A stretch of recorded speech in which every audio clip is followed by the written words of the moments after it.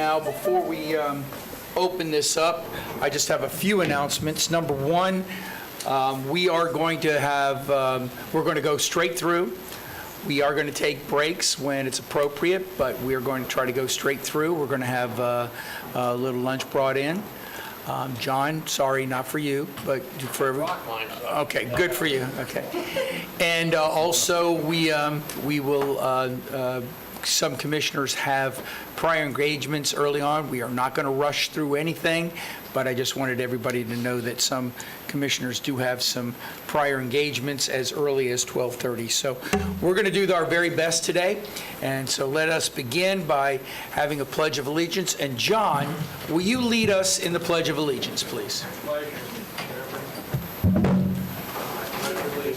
To the flag of the United States of America and to the republic for which it stands, one nation, under God, indivisible, with liberty and justice for all. And one other announcement that I would like to do, so we might be able to get it done before I leave today. Commissioner Delory and I had the privilege of going to the Longwood Historic Society's meeting, or not meeting, but presentation on Saturday. And I'm going to pass around this, it's called a wash stand. And if many of you know the history of the Bradley McIntyre House, it was built in the 1880s. It was right on the corner of 436 Maitland Avenue and 427, all of that area. And it was going to, just like the inside-outside house, be torn down because of the expansion of 436. The good fortune for us is that in the early 70s, some people got together from the community, specifically from the Longwood Historical Society, and literally moved those two houses before they were torn down and or the fire department used them as practice. And so those two houses are now in this historic area in Longwood, and I'm sure many of you visited. But this wash stand, and I guess they put the wash on there, and this is Commissioner Delory suggested, and it's an excellent suggestion, that we send a letter, because what happened is the Habitat of Humanity in Athens, Georgia, found this piece in an estate sale. And in the back, and who labels their furniture anymore? There you go. Thank you for people like your mother. In the back, it was labeled the Bradley McIntyre House in Orange County, which is at the time in the 1880s, Seminole County was in Orange County. And they went out of their way to see if the house still existed. Once they found out that it did, they actually drove it down here. Mr. Paul Kerr drove it down here. He was their director of marketing, and presented it to the Historical Society. And by the way, although the house is beautifully furnished, this is the first piece that we know for sure was from that house, actually from that house.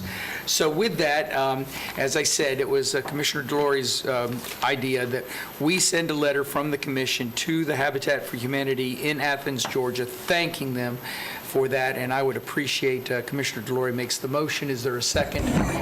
Motion and seconded. Any discussion? And Bob, I'll let you say anything. No, you said it all.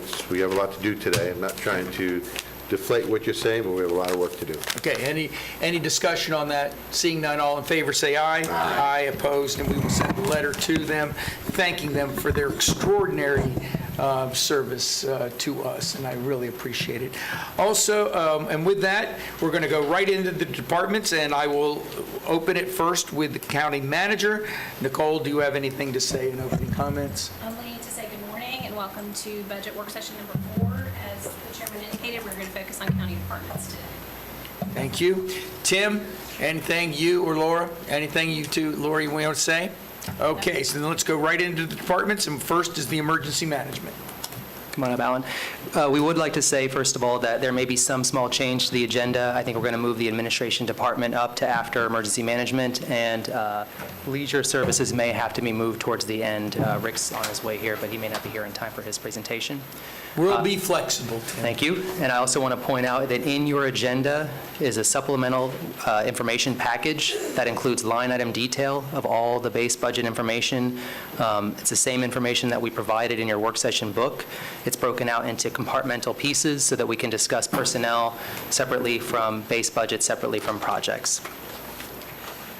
We'll also have a follow-up discussion on capital programs and ARPA funding at the end of the work session.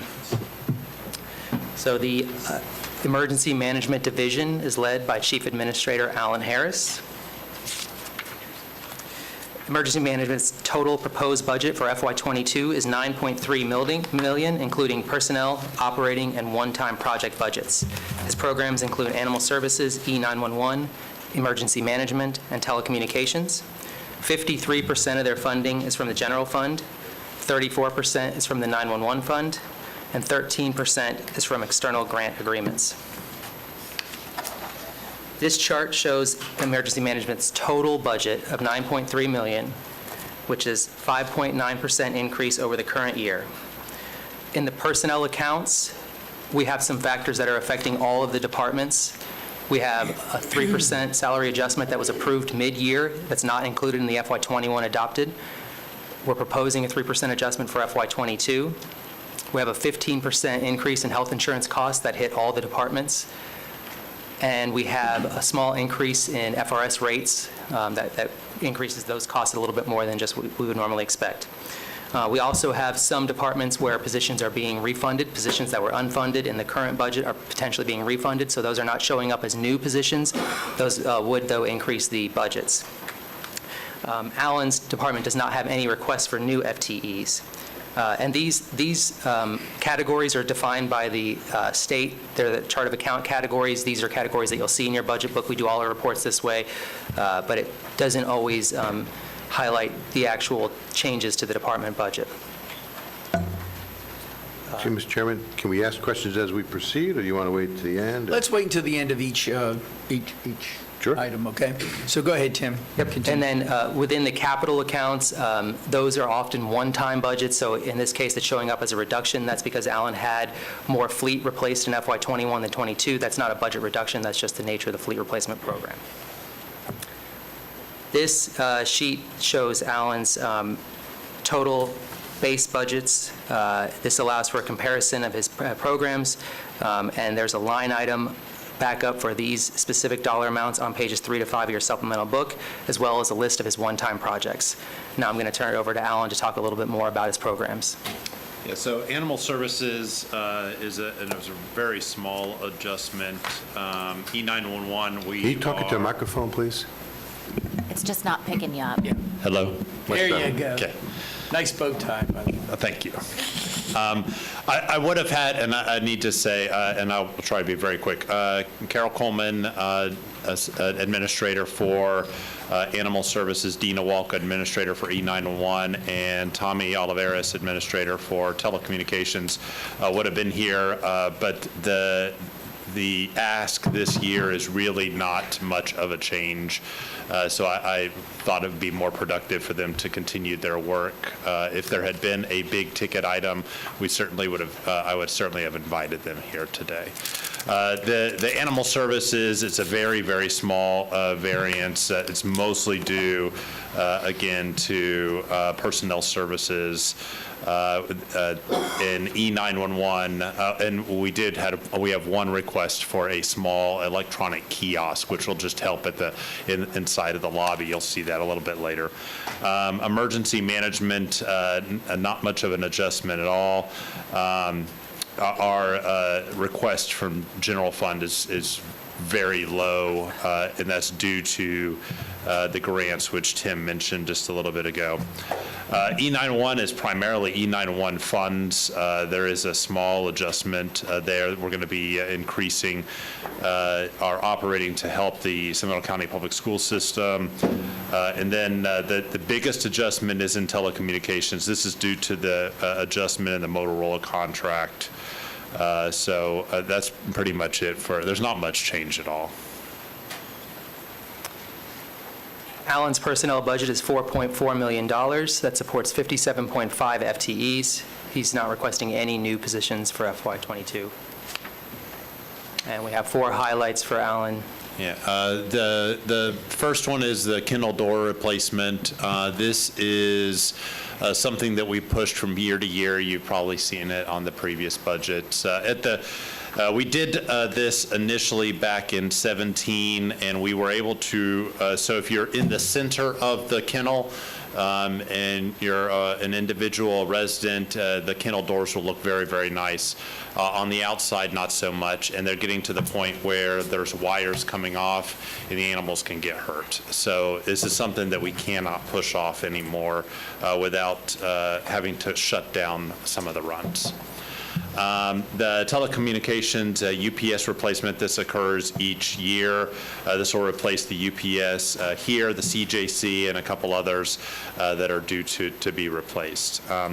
The Motorola contract, again, that's an adjustment. Although it says 1.88 million, that's not what that's the holistic contract. The adjustment this year would be an increase of 150,000. Although there'll be decreases, well, you won't see decreases, but the future where we would have come asking for additional money because of the new contract, the lifespan of the contract is actually lower. And then the walk-in cooler, the walk-in cooler, this is end of life. You know what we use the walk-in cooler for, so I won't go into that. That's it. Thank you very much. Questions or comments, Commissioner Delory? A couple questions, if I may. I saw some increases. Let me go back through here. Where was it? Internal services charge has gone up 16.5%. Can you elaborate? Can someone elaborate on that? Yeah, sure. The county has an internal services charge. Wait, excuse me. I'm on page 262. Yep. Just repeating. Sure. The Commissioner's on page 262 of the work session book, which includes the entire countywide budget. The internal service charges are, they're created in fleet, facilities, and information services. So they're related to services that are controlled in the general fund, the purchases are made in the general fund, and then they're charged out to the countywide departments. They're based on inventory statistics and work order statistics. So when the costs go up in one program, that increases the cost to other programs. We also do annual updates of all the inventories, so there can be changes there that would create differences. They're not budgets that Allen directly requests, so we did exclude them from the supplemental I'm not package. picking on Alan. I'm asking you, like, why is that going up 16%? It's primarily due to increases in information services and in fleet. Those were the two areas that we had the biggest adjustments that would have driven the cost. So that number we'll see in IT? You will see adjustments in IT's budget. Okay, and it'll be clearly labeled animal services? No, you wouldn't see it in this presentation, you won't see IT's animal services service charges. We do have, in the work session book, we have reports on internal charges they are summary reports, and we can get more detailed reports. We have a lot of different internal charges. Yeah, I'm just trying to figure out how like we've always looked at this, I don't see it yet, but I'm sure it's coming at some point, the green line and the red line. I know that Commissioner Rand always talked about it religiously. And, the green line has to be above the red line, et cetera, otherwise we're in total structural imbalance. Yes. And it's easy to lose track of that, and it's those little things that we're talking about that's going to affect the green line and the red line. Sure. And we'll talk about that as the day progresses, and I'm just trying to figure out all the revenue coming in, because I know, Alan, and you do a phenomenal job, but you talked about the E911 income, and so my question is, obviously that's going down, or is it going up? It's going up, but not very much. Yeah. Okay, so what actually controls that? The state, and then you paying for your Right. services, yes. So how do we get that readjusted so that we can keep track of, or keep pace with the cost? That's a challenge that we have, and Dina sits on that board at the state level to request additional funding, and it requires some changes up in Tallahassee. So do we need to speak to our state reps? Are they involved? Have we been talking to them? So through the association, they have, but not direct with ours, yes. What about the telecommunications revenue? Because you talked about that a little bit. You touched on that. Radio telecommunications, Yeah. so there are sources that we have to collect revenue through radio telecommunications. One of those is we have, you all approved, of course, the tower site renovation. So now we are actually in the process of putting up some cellular services, and we can make revenues through that, of course. I believe we put those towers up, and it was over multiple years, but those towers went up in, what, 2010, I think it was? Yeah, so we have And been don't hold me to collecting. that year. I'm going by my memory. I mean, I'd have to look it up. I don't know the exact year. Because the plan on those towers was actually to collect revenue. Yes, and we have been, and we are continuing that. So, I mean, just this last month, we've been contacted by another cellular phone company to place an antenna in the Geneva area. So we continue to do that. As those come up, we make those available, of course. So can we see, Tim, the revenue that we've been getting from those towers and what the market rate is to make sure we're getting the right amount of income from them? Yes, we can. We also get revenue from, and it's not very much, but we get revenue because we provide services to other jurisdictions for radio repairs, installations in first response vehicles. We do that even for UCF, even though they're in Orange County. It's just because we're so good. So they come over here to Seminole County. Oh, don't misunderstand the question. You're all very good at what you do. Sure. I'm just trying to figure out how to move the red line and the green line. I understand. That's what we're supposed to be trying to do. Understand. So the next question I have is with the Motorola contract. I know that we did a big buy in that, I forget what year it was, and I don't know how long that contract's for, but that was in the millions. Right. The contract should expire in 2027 or 8, I think it is. I can get the exact year, but it's considerably down the road. Okay. And we reevaluated that to make it more economical for the taxpayers across the whole extent of the contract, instead of it being bumped up each year. Okay, so we budgeting It's a each... 10-year. So we budgeting each year for the replacement of that contract? This is maintenance of Okay. of the system. Okay. Thank you. Thank you, Mr. Chairman. Any other questions, Commissioner Zimbauer? I'm just going to have a standing request in interest of saving time, and I don't need this today. I'd like to see a line item, anything that exceeds 4% increase other than our personnel services. That can just be sent to my office whenever. We can do that. Yeah, appreciate Absolutely. it. Anything else? Just one thing, Alan, before we left. Last week, we talked a little bit about, puppy mills, and you were instrumental when we were first working on this many years ago in helping getting in that ordinance to eliminate them. But we're hearing now that there are still potentially some, I guess you could, refer to them as puppy mills, maybe not by the strict definition. Can you, what is your, you've been busy on a lot of other more important things, but what is your No, plan of that's, attack? I have a huge passion for animals, and so we are working on 3 ordinances or changes in county code to come to you. The first one is related to circus and Live harm animal to animals, to circus animals, any traveling type of acts, things like that. The second one still needs more discussion between you all, and that is what is the level of individual pets that should be on a property in the unincorporated area, and should that be done via zoning or what? So I'll just say that it's a place marker right now, but there's not a lot of discussion. In this particular one that I think that you're discussing, it's a potential of a puppy mill inside of a home of a property, and so it doesn't unfortunately meet the county code that we wrote before, which was a storefront, which we do not have any puppy sales, puppy stores, anything like that as a storefront. Unfortunately, for this particular case, it is inside of a home. And then the third one we're working on is just an adjustment to how we work on dangerous dogs, and we're looking to go more aligned with every other group, the Planning and Zoning Committee, all those others, to have a magistrate oversee those, and that takes a lot of burden off of our Animal Control Board.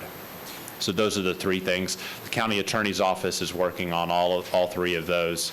I have two different county attorneys that are working on those three items. But the second item will need further discussion from you all, because we don't know what that number is. Alan, just to shorten the discussion, I for one, if it's a sake of safety for, the animal and the like, I know that is a definition that is difficult, when you're talking about legally. But the fact of the matter is if there is, and I think I've heard others, at least two others, say the same thing in public meeting. We do not want the definition of a puppy mill, obviously, is putting the animals in cages and breeding them till they die, essentially. But if we've got a large number of animals in a home that are causing a public safety as well as the safety of the animal, I think we really need to delve into that and find a definition that works. So I'm sure you're looking at other places. We are, and obviously the challenge is the amount of animals in Zimbauer's district is going to be vastly different than the animals that are in your district. So And maybe how that this- is. Mr. Chairman, Yeah. can we just stick with the budget right now? Okay. Thank you. Sorry about that, just wanted to bring it up. We That's brought it all up before. important to all of us, Yeah. Mr. Chairman. I Yeah, think that I the got it. appropriate time will come. Just wanted to let him know. Thank you very much, Alan. Appreciate Well, it. I got a couple more questions. If I may. Okay, go ahead. So, Alan, on some of your line items, you're reducing line items by 17.2%, 11%. So does that mean next year or upcoming years, it's going to increase, or is that going to be permanently removed? So for some,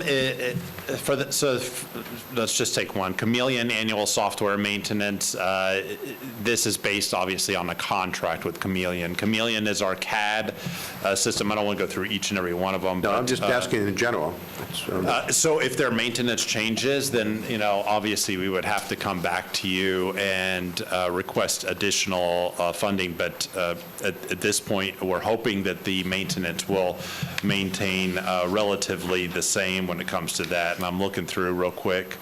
Operating supplies, we were just able to, and this is radio support, we were able to decrease some of our operating supplies and right-size that a little bit. Other than that, there's not a whole lot that is 17% or more Those of are a just the decrease. reductions. So, yeah, so there wouldn't, the and next- when you're talking about percentage, unfortunately, percentage for some of our budget, like emergency management, an increase of 20% is $7,000 because our operating fund for emergency management total for the entire year operating supplies is going to be $14,000. That's all we're asking for. That's for paper and pens and staples and all that stuff. But that is a 55.6% increase from last year, because last year's operating supplies was $9,000 for the emergency management entire division. I just want to know if those are coming back in upcoming years. Again, it depends on which one it is, but for a maintenance contract, it's really us negotiating with the vendor. So for the Chameleon, it would be us negotiating with CAD. I mean, if there was a specific one that you had in mind, I could certainly evaluate that one, and if I don't have the answer, I could get it back to you, but I No, think I just don't want to have a large deduction, no matter what the percentage is, even though people say, well, it's not a lot of money, and then next year, it's going to come back twice Sure. that amount. Sure, and we're trying to be as lean as possible. And So you do a that good was job. our goal this year. That's why you don't see a lot of things in this. And if we're told next year and we see the projections to be lean, we will do so, but we will also make sure that our animals are taken care of, our radio system, that our first responders, when they click on a radio, that they can talk on the radio, because that's important, that a 911 call gets picked up, because that is critical. Everything we here do in my division, in my office, is life safety, and we're not gonna, anything that we cut back, we feel very comfortable that we can still continue to save lives even with that cut. And we don't anticipate to come back with a huge increase next So year. can you, maybe it's not you, but someone can talk to me about why we're paying for the Sunrail call boxes? Even though it's $1,000, I mean, Yeah. but why are we paying for it? Yeah, because it links to our system. So they pay for the actual device itself, but we have to have a way for it to connect to us. So it needs to connect to our 911 system. It needs to come in the right way. So that's some of the expense related to that. But it's still their Should responsibility. Sunrail pay for it? It's their responsibility. If it ain't working, it ain't working. Again, we'd have to negotiate with Sunrail. I mean, we could negotiate with Sunrail to have them pay for everything. All right. Thank you very much. Anybody Mr. else? Valari sits on that board. I mean, He'd negotiate that for us, wouldn't I he? would have no issue, but if they can't communicate with dispatch, it's not working. Yeah, so they have the call boxes there. When they pick up the call boxes go into our system. We need to make sure that when it comes into our system, that it reads right, it tells us exactly where the person is, everything that is necessary for us to know when they pick up that box. Okay. Thank you very much, Alan. I appreciate it. And I think, Tim, next, I think we have administration. Yep, Is we're that going to move to correct? Administration Department. Give me a second to get to that slide. Chairman, I think Did you have another question? I'm sorry. I'll wait. It's for the county manager. And that's administration right now.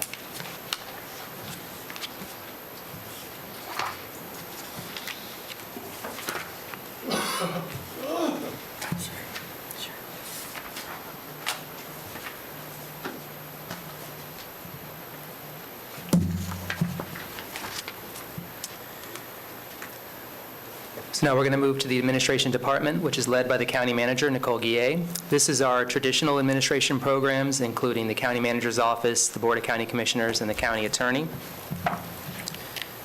Their total FY22 proposed budget is $5.8 million, which is fully budgeted in the general fund.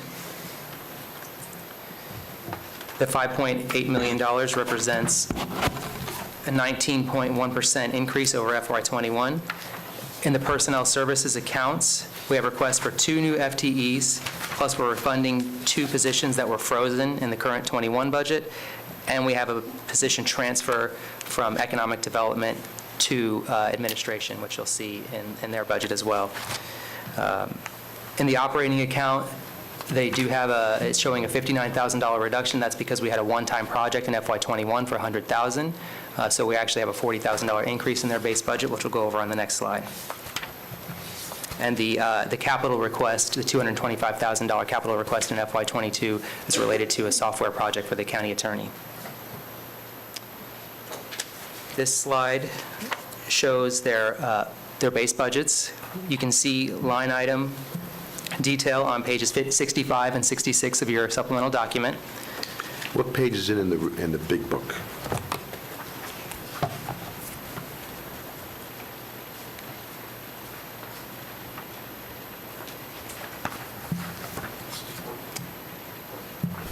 administration starts on page 259.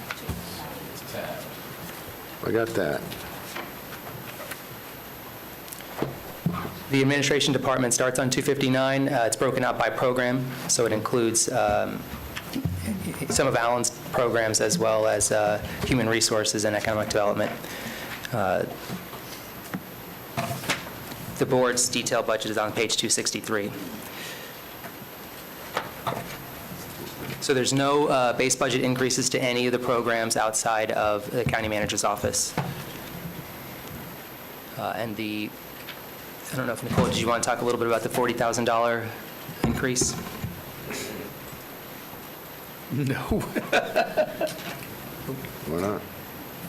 No, I'm- You brought it up. We don't have a slide for it. It's the facilitators and evaluators. It's related to the retreat work and the follow-up work associated with that. All right. With that, is there questions? Commissioner Zimbauer, you had a question before. Yes, thank you, Mr. Chairman. On all these budgets, are we ever going to get rid of paper in this place? We spend a pile Really? of money on paper. I can't imagine how many trees we've cut down. I mean, I think we need to look at what is really required for us to actually print in paper. We all have all these computers. We all have smart pads, smartphones, whatever. I got to imagine that all our directors and departments and employees are working with similar technology.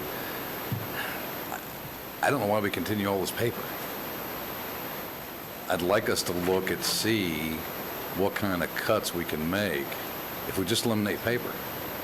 And I realize it's hard to make that change from having something tangible to go to electronic because you don't have that feel in your hand. That's a problem for a lot of folks. But also sometimes we find ourselves where the electronic doesn't match the paper. So if we can look at, I think we need to adopt a policy about how much paper we actually print around here and how that would actually impact our budget. Not only from the cost of the paper, the cost of the ink, the cost of the equipment to print, as well as disposal of all that paper, And the human to print it. right? Okay. Mr. Chairman, the only issue I would have with that would be the cost of implementing that, and I know that you have to start at some point, but then you have to have software, and there's a lot of hardware space to actually save all that, and how you update it depending upon what software you're using. I'm not suggesting that this isn't a situation that we need to look at, but I mean, I don't think we need to, I think the point's been made. We've been trying to cut it back. I think all of us know that. I'm probably the worst of any of you in needing paper in front of you. Probably that's just the age. You are older. Yes, I am. But he also has 3 devices in front of him. Yes, I do. Speaking of space and technology. All of it's within my own confined space. Okay, let's move on. Commissioner Hurd. So to that point, I have been working through Granicus with regard to the ability to take notes in the system, which I think is one of the major drawbacks to not having the paper, because that system is not as nimble as one might think. I'm actually having conversations with them fairly regularly. So we may be able to get to the point where our current system gives you the ability to take the note on the page that you're noting, which right now it does not, which is a problem in a meeting. It is hard to have a conversation flipping back and forth. I would need another screen, believe it or not. I could do it with another screen. I would also tell you that I think we all need to be on the same hardware in order to do that. And now I'm moving off of that topic. Bigger money. So one of the things that comes through this budget rather regularly, and it hits every single department, is the health insurance. And so I'm just going to ask the questions about that up front. Costs are going up 5%, but the allocation is going up 15%, which means that we're holding payroll deductions flat. Is that a safe assumption? Yes. And if costs are going up 5%, why would, and I don't care if you all glare at me, this is the reality of the universe that we live in. We have very good benefits. Why would the payroll deductions not increase? Because we're talking about $5,000 and $10,000 items here, and this is a large item. So, and Tim can speak to this a little more specifically than I can. The payroll deductions really don't put much of a dent in the cost of that. And the cost from both tangibly and from a morale standpoint with the employees is a consideration that we took into effect. It's completely the board's decision, but it does not really significantly underwrite the cost. It does not significantly underwrite the cost unless you hold it flat year over year over year. In a year when we're not giving raises, that's one thing. In a year when we're giving raises, on top of giving raises the previous year. So we're not in a void. And by the way, for the record, a raise of 3% and an increased payroll deduction of 5%. 5 isn't greater than 3. The number's bigger. It's a much smaller number for the payroll deduction. You are still on a cash flow basis ahead with a 3% raise and an increase to a payroll deduction. I think by doing that, what is our policy for subsidizing dependent coverage and buy-up plans? Do we have one? There is a We subsidy. used to. Yes, in the sense, there is a subsidy across the board. There is. And, of course, there is the wellness incentive, which is a subsidy as well. We have, of course, never covered the cost of dependent care, of dependent coverage through deductibles. I mean, it's always been somewhat subsidized by the county. This particular year, everybody was through a very difficult year the year before, not just financially. We just thought that this year we have historically done adjustments, as you well know, we have done adjustments to deductions. This year, we did not program that in. But that's certainly something we can go back and take a look at if you'd like us to. Well, the thing that I think is interesting is that so now I get to sit in this conversation on this side of the table. Had I not had historic knowledge about that, I'm not sure I would have figured it out. Now, I could figure it out from the document says a 5% or 4% increase and a 15% allocation differential. But the way, I would think that would be a board decision. I'd like to address that piece.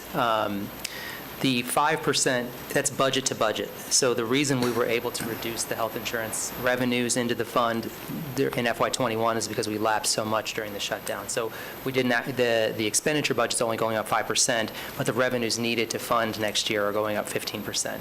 It's more of a nature of the fiscal year process. So it's not that, costs are only going up 5%. It's that the budget's only going up 5%, but we had a big lapse last year that allowed us really to reduce the amount that we charge to the funds. So the COVID impact allowed you to build a reserve that did create you're wearing off. So on a run rate basis, you're funding an additional 15 to get to whole. Yes. We feel great. We feel good about the budget on the expenditure side. We feel good about that 5% increase. We don't need to go more than that. All right. I feel good about that as well. I still don't feel good about the notion that, and this is why I don't feel good about this, the notion that we hold employees harmless of the spending on the plan is not a good position to be in, because ultimately what will happen is we'll hit a wall and we'll have to hit them aside the head with a 2x4. The increase goes way up. And I see it over and over and over and over again with my government entity clients, and I really don't want to be in that position. So if you don't want to increase it by 5, maybe I can support that. But if the county is absorbing an increase to the plan and we're not changing benefits, we're holding harmless on the benefits, and we're holding harmless on networks and programs and all of that good stuff, then we need to be thinking about what we do in payroll deduction, and we also need to be thinking about taking it out to market. And if I can just really quick interject, Christina Brandolini, Chief Administrator of Human Resources. So we do look at that year over year. We just got the May claims costs in, so we are meeting with our benefit consultants to talk, now that we have 6+ months of historical data for the claims to determine where we are going to be for next year. So Tim and I will meet with them tomorrow, and then hopefully we'll be bringing something back to you probably the first or second meeting of August, once we look at the claims and where we are. We are going to look at them by plan. So, we might see that the buyout plan is costing us more or less. So, we are going to try to take a little bit of a deeper look into those. So, so we will be bringing something back. We do bring it back to the board to approve both the employer and employee rates. We just aren't 100% where we're going to land. We'll do that analysis with our benefit consultant. Like I said, and that's actually tomorrow. So hopefully we'll have some additional information to bring you shortly. All right. It would be helpful for us to have impact to budget with that as well, so aggregated. Sure. We will revisit this. Thank you, Andrea. Commissioner Lockhart. I think what we're talking about is philosophically, what part are we going to share of the expense of healthcare, for sure. And so for me, I'd like to know when we say it's a small portion, or what, I'd like a dollar figure attached to it, because I have found that we tend to focus on things that are small dollar amounts in these budgets, and I'd like to know what that dollar amount is as we have the follow-up conversation. Okay. When do you think you're going to have that data back from the consultant? So we're meeting tomorrow. So, the goal is to be able to have something to bring back sometime in August. So, by the time we meet with them, and then Tim and I can look at what the impacts are to the budget. Timely. So, yes, it'll be Okay. timely. It'll be, I typically bring it back separate from the budget, but we can certainly do it as part of the budget discussion if that makes it easier to kind of look at the whole picture. And we can definitely do dollar to dollar, year over year, both employer and employee side. I think what I'm picking up on, and it's just an organizational thing that seems to happen, not unlike impact fees. There's always a reason not to rock the boat. And then you get to the point where you have to rock the boat, and it rocks everybody's world. So it would be great to have some kind of a measured thought process about how we can do it without it being, earth-shattering moving forward. I'm looking forward to seeing what the numbers look like. Absolutely. Thanks. Mr. Chairman? Yes, So Commissioner. Christina, when you bring that back to us, can you break it down, what that total number is in different categories? Is it the admin cost of administrating the plan? Is it the increased cost of the expenditures of the actual serving the medical cost? Breaking it down into subcategories so we can understand that. Typically, it's based wholly on the claims. I'm not talking about the claims. I'm just talking about the total cost that's in that line item. I'm not sure I understand the question. I'm sorry. I think what Commissioner Delarey, is asking for is a breakdown of the costs associated with the overall fees. Okay, for the entire premium. So you want to see what goes towards the stop loss, what goes towards, Exactly. okay. So you can do it in a percentage basis because it rolls up on a percentage basis. So what percentage of it is stop loss versus admin, and which of it went up? So the stop loss goes up, the admin stays flat, et cetera. You have a lot of that already broken out. Yep. We do. The only thing that's going to be a little bit of more of a challenge, bringing it as part of the budget process, is the stop loss, and that's only because we will only have an estimate for the stop loss. But Then we can would give you that a put this as an estimate because generalized, we don't have it yet? Yeah, But we can give you tell a us what general that is. idea. Define it. Yes, Commissioner. And we make sure that we consider any offset that may be coming in through PCM for our prescription pain management or whatever it is. Yes. Program. Yes. That's going to be an offset of costs. But I agree. I've been saying since the day I got here, we should be taking our medical stuff to the street. Have another view. Yes, and we should have the report from PCM by then as well. So we should have a solid number to give you on that. Great. All right, are we finished with administration? Everybody? All right, let's move on to fire department. I have one more question. One more question. This is Go ahead, Christina, you can go. This one. We'll see you later, Human Resources. You can't run fast enough. This is with regard to the methodology, and this is a small item, and I'm almost embarrassed to bring it up, but it looks like we shifted in methodology from budgeting $25,000 in total for travel we shifted to a flat 25 and away from a 5,000 per commissioner. And is there a thought behind that? I'm the new Yes. guy, I don't know, I don't know anything. Yes. Yes, there is. We made a change, what, last year or It 2 was a years ago? policy decision by the board last year. So During the some last budget commissioners weren't process. traveling at all, and others, because of other needs to represent or committees that they served on, were traveling more. And so it seemed like we needed to be able to have more flexibility to let those who needed the money have it without having to go groveling for an increase. Yes. Commissioners were traveling, just that some weren't charging expenses. And some weren't traveling at all. Right. Okay, let's move along to the fire department.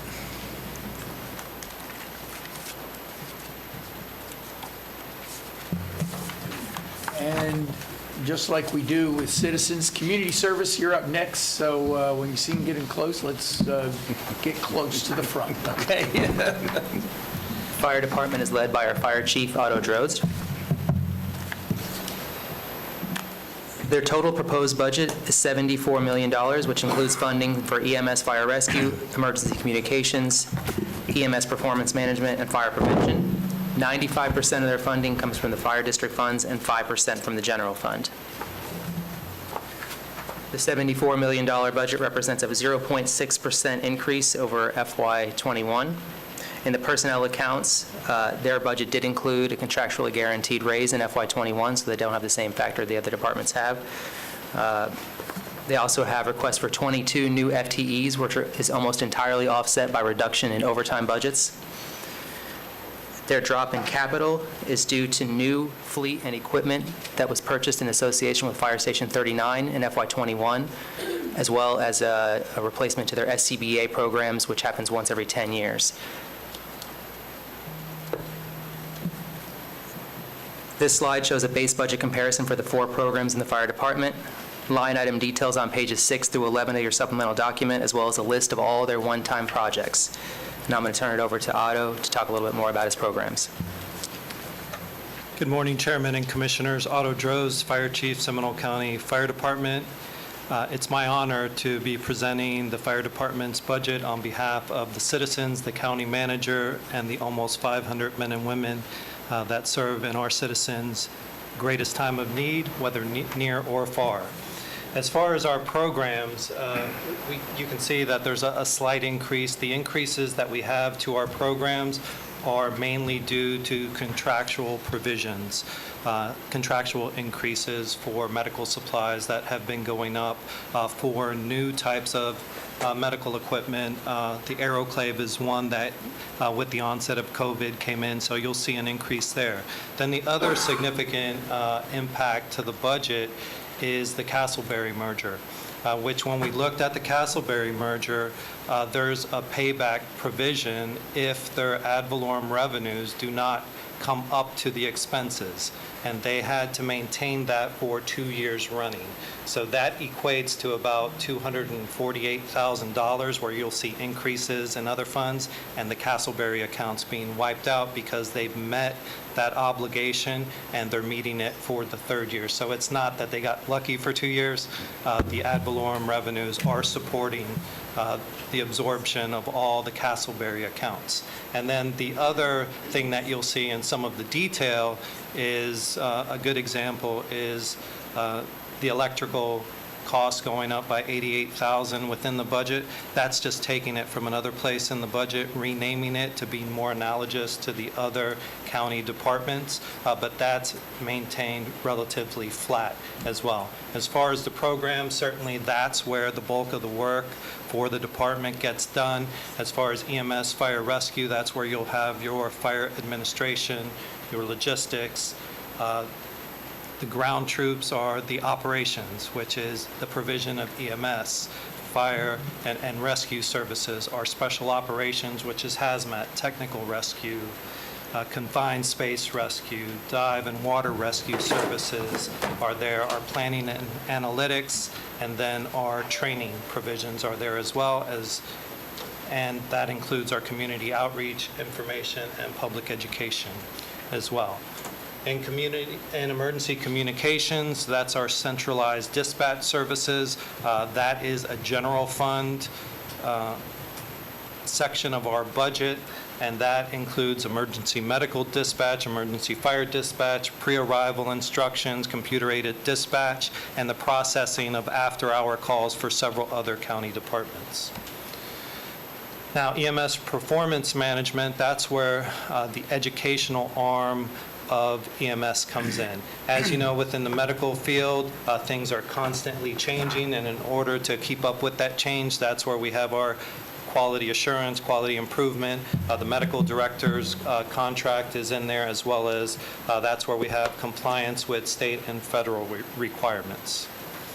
Now, in fire prevention, which is the last one up on the board, that's where we do all our fire plans reviews, reviews of fire protection systems, buildings, site plans, comprehensive inspections of new construction, and ongoing compliance. And we also do our cause and origin services through the fire investigation team. Now, as far as our staffing, we mentioned that there are 22 new positions. The big ticket item is the 21 new positions within EMS Fire Rescue. That's offset by a reduction within overtime. So basically what we did is we were right-sizing. So what we did through a study with resource management, and they confirmed all the numbers, we looked at what is the availability of each and every firefighter that we need to fill a seat. And then what we did is we said how much, so if you look at a firefighter, they work a 56-hour work schedule, that's 2,912 hours per year, but then you deduct all the times that they're not here. So you have to have the overhires in order to fill that. We didn't have a sufficient number of overhires. That's why we can make it up with the shifting the monies from overtime. And then the inspector is to make up some of the volume. You've seen the volume in building services increase. When it increases there, it increases within our shop as well. And really what we wanted to do is maintain the level of service that's being provided to our business community. Now, some of the highlights are really taking the board's direction. Prior to me getting here, the board went to great lengths to stabilize the fire fund, and there was two provisions that the board really wanted to focus on. One of them was the infrastructure. So what you see before you is Station 23, an over 40-year-old station in Winter Park. Station 42 in Geneva. We were out there doing some flood training recently. What we have in 42 is a station that is inadequate for all the resources we need to service that part of the county. So from that station, we not only do flood response, we have boat facilities there, as well as trail rescue facilities that just don't fit within the station. So you see the expansion there. And then when we look at infrastructure, we look at existing, the need for new infrastructure, and that infrastructure that if we maintain it and we redesign some of the infrastructure we have, we can extend its useful life. And that's what's happening with Station 24 within Winter Springs. And then another major focus of the department is the health, safety, and wellness of our personnel, and the exhaust capture system goes a long ways towards providing for that. Now, some of the things that you'll see that are the fruits of your labor and your support of the department is Station 11 in Altamont Springs, which we just had a meeting yesterday, and we believe that we'll be within that station by the end of September. And then Station 39, which will be located on First Street and Orange Boulevard to account for that growing area that's going to have upwards of 7,000 units developed within the area. We just had a page turn this week, so we're over 90% design on Station 39, so we expect that to go out to bid for the construction services in short order. And then the replacement of Castleberry Station 25, that should go out to bid for design services next month. That's all the slides we have for the fire department. With that, I'm happy to answer any of your questions. Any questions, Commissioner Zimbardo, then Commissioner Hurd, then Commissioner Torre? Station 42 bay expansion or extension, is this to store what equipment? That's to store, at that station, we not only have an engine and a rescue, but we also have a water tanker that we need out there. We would like to position the 6x6 on a permanent basis out there, as well as some of our trail equipment and boats that we have out in the back. So what's currently being stored versus the expansion? What actually is going to go into the expansion proposal to be stored? Well, Is that the new airboat? we'll have an airboat out there. We have a woods truck out there currently that's under an awning, but it's still open to the elements. We have a new tanker coming for Station 42. That the old tanker is a different size and configuration, so it'll allow us to reconfigure some of that. And then the 6x6, which is essential to providing service during floods and other things that happen out there, because as you well know, that area has a lot of areas that we can't get to with normal vehicles. So that'll give us the ability to store that there as well. And so these all need to be stored in a totally enclosed structure? Not all of them, but right now, what we store under cover, we're growing that. So in order to maintain the life of the equipment, in order to be able to respond, which is really at the heart of what we do in a more timely manner, it's a much more efficient operation, and we can provide much better service to the community if it is undercover. Yeah, I'd like to see a breakdown or propose if we've got some kind of rendering of what we propose to build there. If you're that far along, I'd like to see some overview of what that is. Yeah, we're in the very preliminary stages, but as we move along, we're happy to share that with you. And on your direct capture exhaust system, are you proposing to put in a system that automatically detects if the vehicle's in regen so we don't burn the equipment up? There's two things that system will do. The direct source capture actually attaches to the tailpipe so that there's no exhaust being impacting the equipment within the station, which in a lot of the stations, that's where we store the structural firefighting gear, and that the diesel exhaust will deteriorate that gear, really lessen its useful life, and then it really impacts the firefighters as well, because as you know, diesel is a known carcinogen. And so what it does is it attaches to the tailpipe, and then it automatically detaches as the truck moves out of the Right, no, station. I understand how the system works Right. completely, but I want to make sure that whatever system we're putting in has the capability of warning our firefighters. It does. If the system goes into regen, because most of the systems are not designed to go into regen. And if we have a firefighter who just leaves the vehicle running, it goes into a regen, it superheats, now we have a fire at the fire station. Right. Generally, once the vehicles are in the station, they're not on, so we would turn them off. Now, what the systems do have the capability of doing is sending text messages, not only to people in the station, but to our communications center and to people that are overseeing charged with overseeing the health of our equipment. So we have that capability within these systems, and they also monitor carbon monoxide and other things as well. Okay, thank you. Commissioner Hurd? Yes. Medical director contract, $205,000, $206,000 increase, 77% increase. Can you walk us through that? Sure. So the medical director's contract has some important provisions to it that really account for the bulk of that increase. If you look at that contract, what it's doing is we're putting a provision so that the medical director can have oversight over community paramedicine if and when that comes to the county.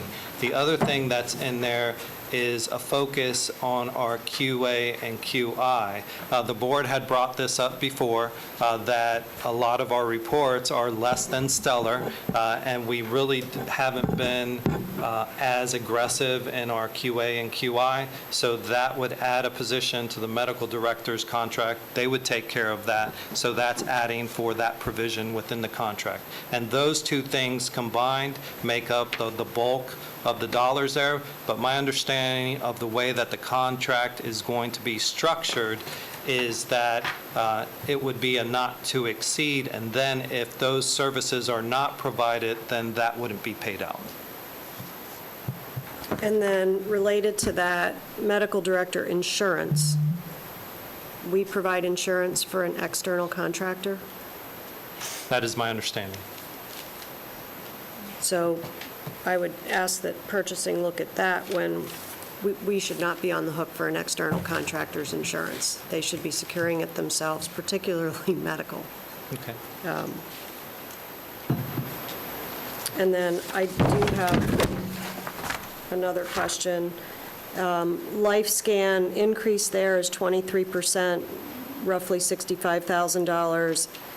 That's probably related to additional staff members going through the process, not their increase to the cost. Well, that's two things. That's to account, we went out for bid for that, and they won the contract based on the new pricing, and that was the best available pricing for the service that we have, in addition to the additional staffing that we'll be bringing on.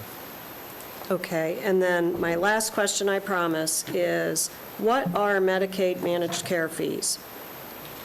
Medicaid managed care fees, are you talking about the IGT provision there? Well, that's, I'll wrap that up in there too. That went from, that's a 68% increase, roughly $169,000. And then there's Right. another line item that held flat, an additional $52,000. Right. So what those are actually good increases because that means that we're going to be producing more revenues. So those services are based on a percentage of expected revenue. So as those fees go up, what we'll get back will more than account for the increases. And why do we think it's going up? Because of some of the provisions that have been put in the state. So one of the things that we didn't get was we used to do just the rescue transport. What's the name of that? Right. The PEMT is something to where the state, and this is something that's happened around the country, there's a provision to where public providers of emergency medical services for those Medicare, Medicaid patients that we have non-collectibles, they pay a percentage of the non-collectibles back to us, but it's through an intergovernmental transfer. So because it's a federal government program, the state we have to give the IGT to the state, and then the state collects it from the federal government. And the state has been funding that historically at larger levels year to year.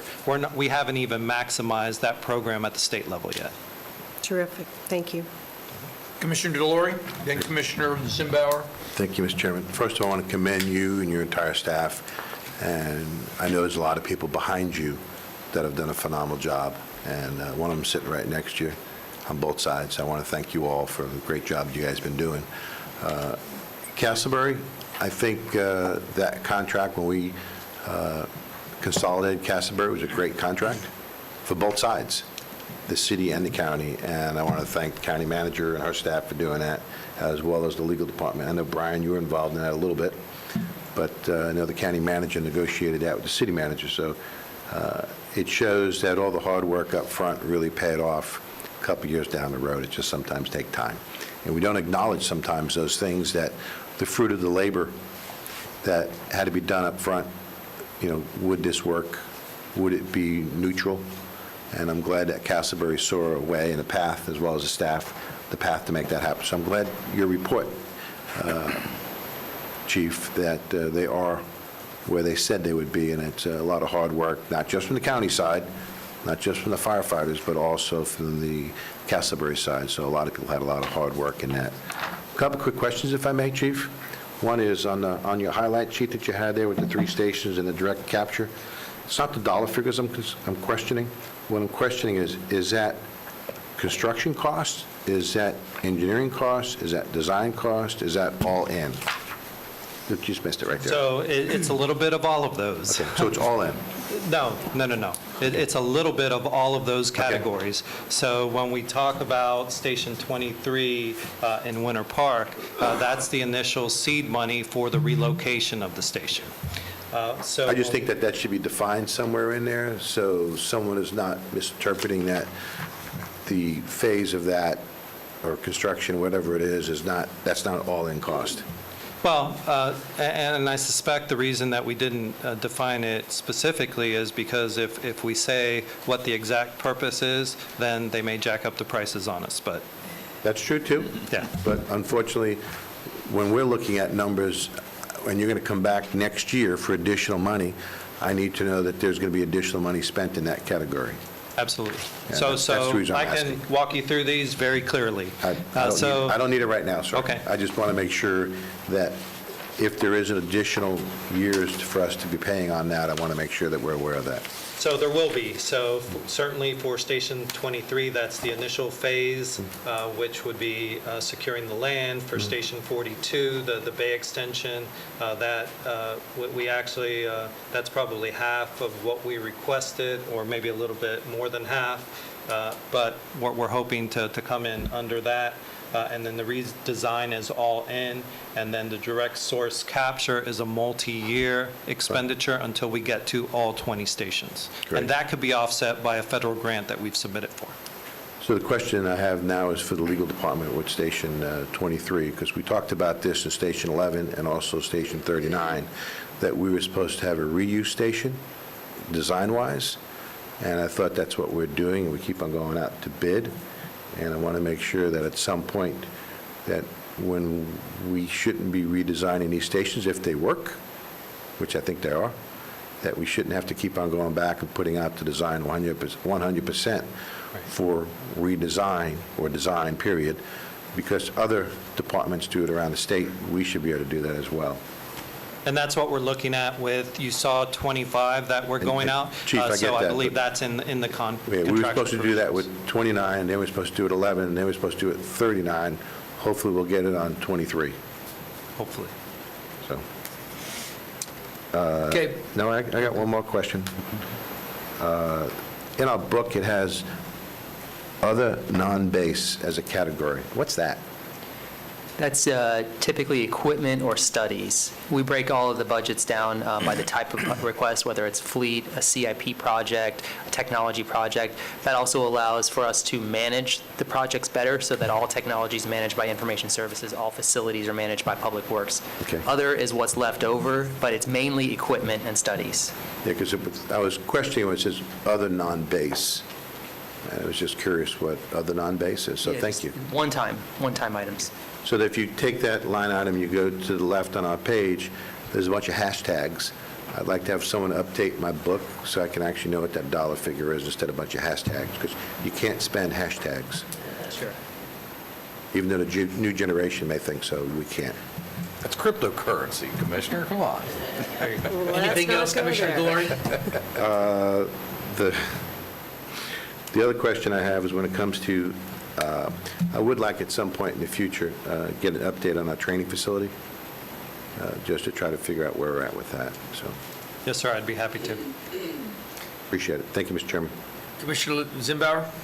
I would just like an update at your convenience on the service agreement with Volusia County that we're providing out there in my district, or just past my district in Volusia County, which those residents want us to annex that part of Volusia County. I'd be thrilled to give you an update. I'd like to on know, that contract. are we having an increase? We're having a substantial increase. Very good. Thank you. Anything else, anyone? Thank you very much, Chief. Thank you. Firefighters, thank you very much. Okay. Community Services. Mr. Chairman, can we take a 5-minute recess? It's been an hour and 10 minutes so far. Can we take a little recess? If you don't want to, that's fine. I'd rather not. We Okay. just move along. We'll probably look at it about, after we do about an hour and a half, maybe take a 5 minute, but let's try to keep plowing through if we can, please. So Be back. Yes. I just need to report to IT that I'm off the Zoom. I have no internet access, so. And I would like to report to IT, could we, for the love of God, please keep my equipment from shutting off every 15, 20 minutes or half hour because of security? Okay, let's take a 5-minute break. There you go, Commissioner Laurie.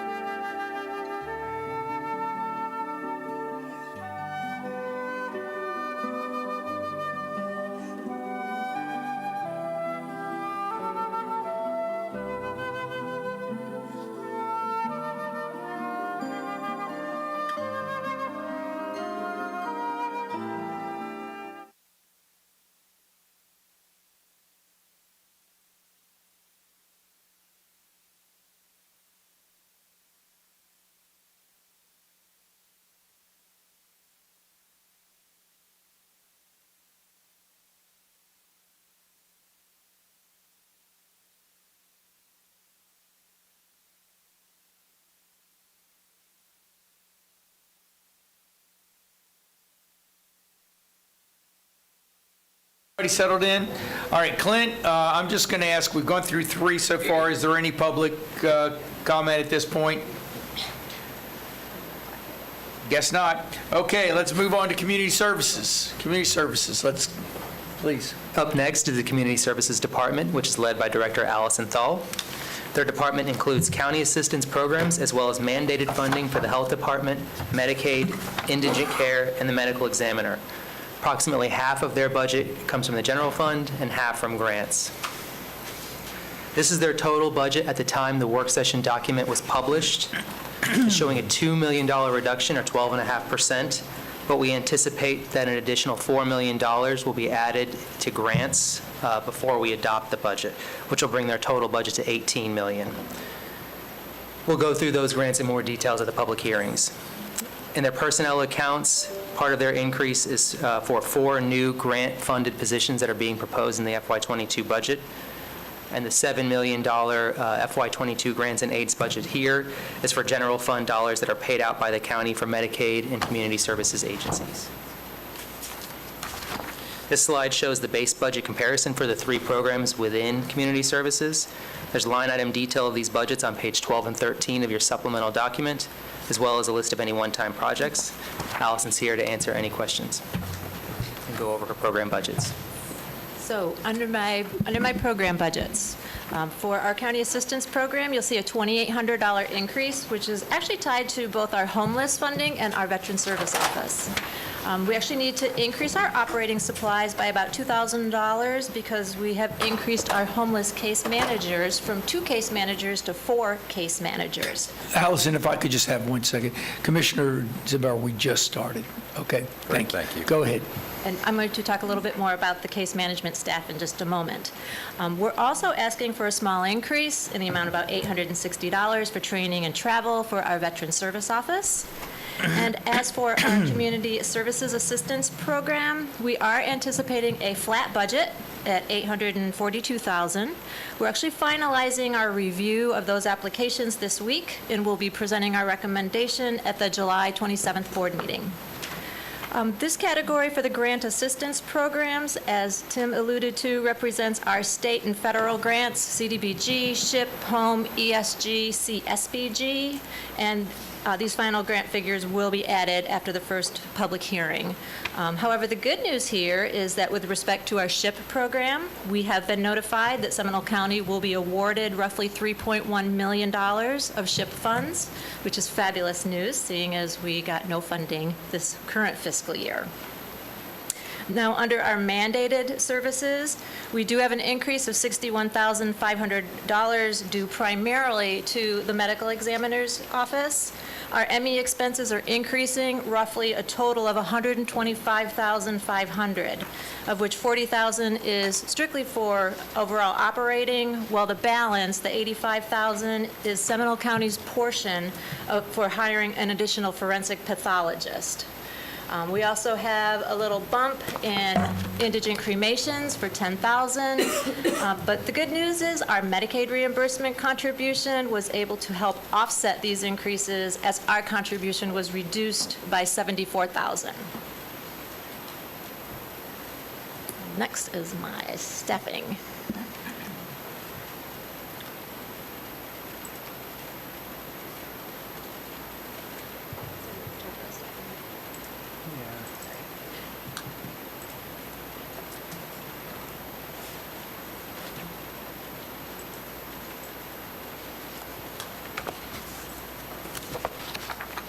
There I am. Okay, back to staffing. So all 4 of these positions are our homeless services case managers. These positions are all grant-dependent, limited-term, rapid rehousing case managers. 2 of the positions are anticipated to end by September of 2022, as they are funded through our ESG COVID funds. The other 2 positions are anticipated to be continually funded over the next several years with our grant funds. So our big ask is that we are requesting that all 4 of these positions become Seminole County staff positions, whereby these individuals will then become eligible for benefits. The reason that we're asking for these positions to be moved under Seminole County is because recruitment and retention is a real struggle with these positions. Our turnover rate is extremely high, literally due to the fact that we do not offer benefits. All of these positions will obviously remain grant-funded if they moved under the county support. And then my highlights. So I only want to point out here that since we initially engaged with DEO for our Fast Track Grant Archive, this is for cloud-based storage, we actually have determined that our true cost is much lower, closer to only about $20,000 a year for the level of archive storage that we actually need. Also, this expense is covered under our CSBG grant, which we receive from DEO anyway. Finally, just as a reminder, we are requesting an additional $500,000 for the General Housing Trust Fund, which will bring this fund balance for us up to $1 million, as we have not expended any of these funds year to date. But that kind of wraps up my budget. Any questions? Commissioners Lockhart. Thank you so much for everything that you all do. This has been an unbelievable year, and your team has just taken it like a champ, so thank you. Two questions, actually. One on the community service agencies. In the past, those have come to us, I think, separately. Are they going to again? Are these just placeholders? Good morning, Commissioners. Carrie Longsworth, Community Assistance Division Manager. Yes, we are working through the final recommendations on that, and those will actually be brought to the board separately on July 27th for our recommendations, basically for a head nod, and then obviously they won't get adopted till after the second public hearing. Okay, and then follow up to that, because I see one of the agencies in particular is under Health Department and then also CSA, and so I just might have some more follow-up questions about that. Help me to better understand if that's double dipping or if there's a better way to reallocate maybe some funds to some of the other agencies, or not sure how that might look. And then on the attainable housing, $500,000, is that still being contemplated to maybe use ARPA funds? Yes. So could that $500,000 potentially be reallocated somewhere else in the budget as well? You could. That would be a board decision. I do have, we're going to talk about ARPA the first meeting in July, Okay. a more detailed plan. I left this money in the budget because I think it's important for us to get in a habit of allocating that every year. The ARPA funds have some limitations to them on uses and time limits and reporting, and if you do allocate ARPA money, my suggestion would be we use those first, but we continue to build the trust fund. So I went ahead and left the general fund dollars in for this. Okay. The only thing that I didn't see in here as a line item, and it could be just because I'm not recognizing it, is under the homelessness realm, how we might be addressing ROM. So we're proposing addressing ROM through a variety of different outside funding sources, including ARPA and the ESG funds. For those of you that are watching, that's Rescue Outreach Mission. Sorry Sorry about that. ESG funds, emergency solutions grants. So there would be nothing coming out of the general fund budget as proposed in the different scenarios that we're looking at. Okay. All right, great. Thank you. Commissioner Delory? Thank you.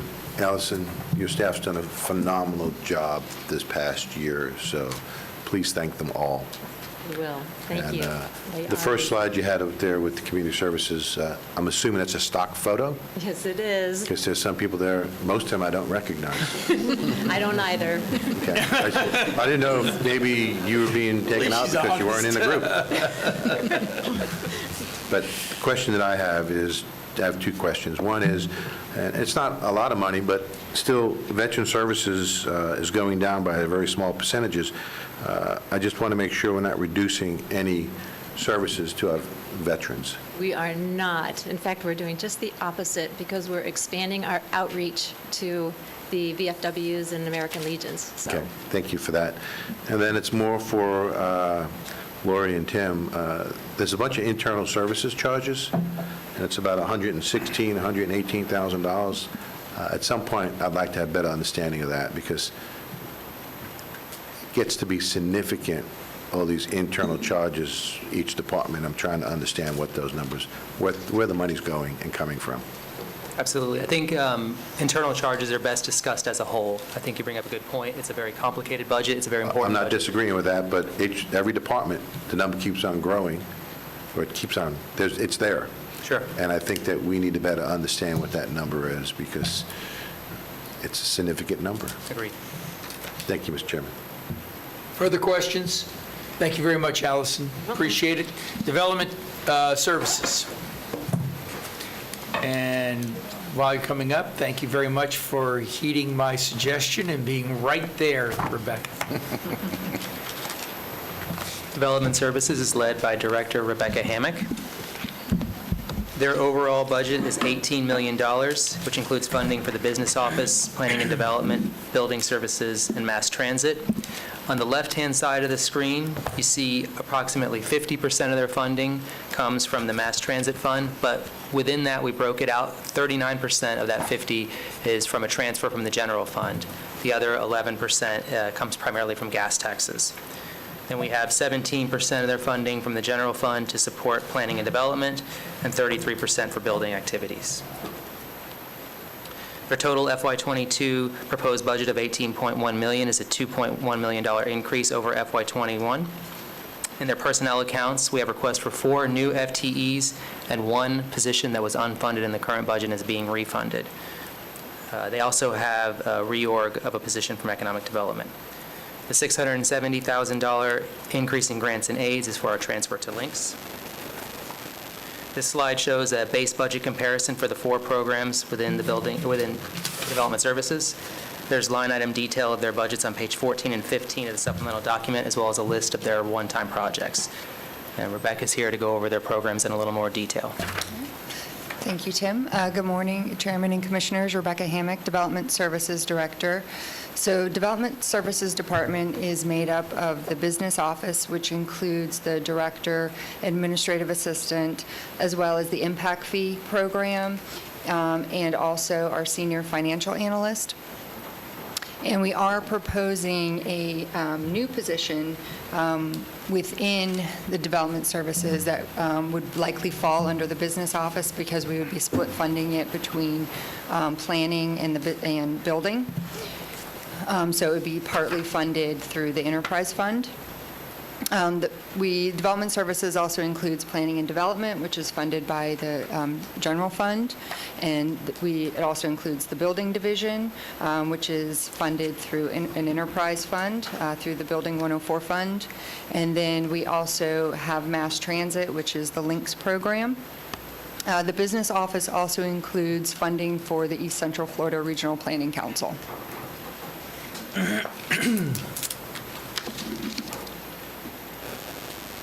So in terms of staffing, as Tim mentioned, we are requesting 4 new positions. We're requesting the natural resource officer / arborist that would be hopefully split funded.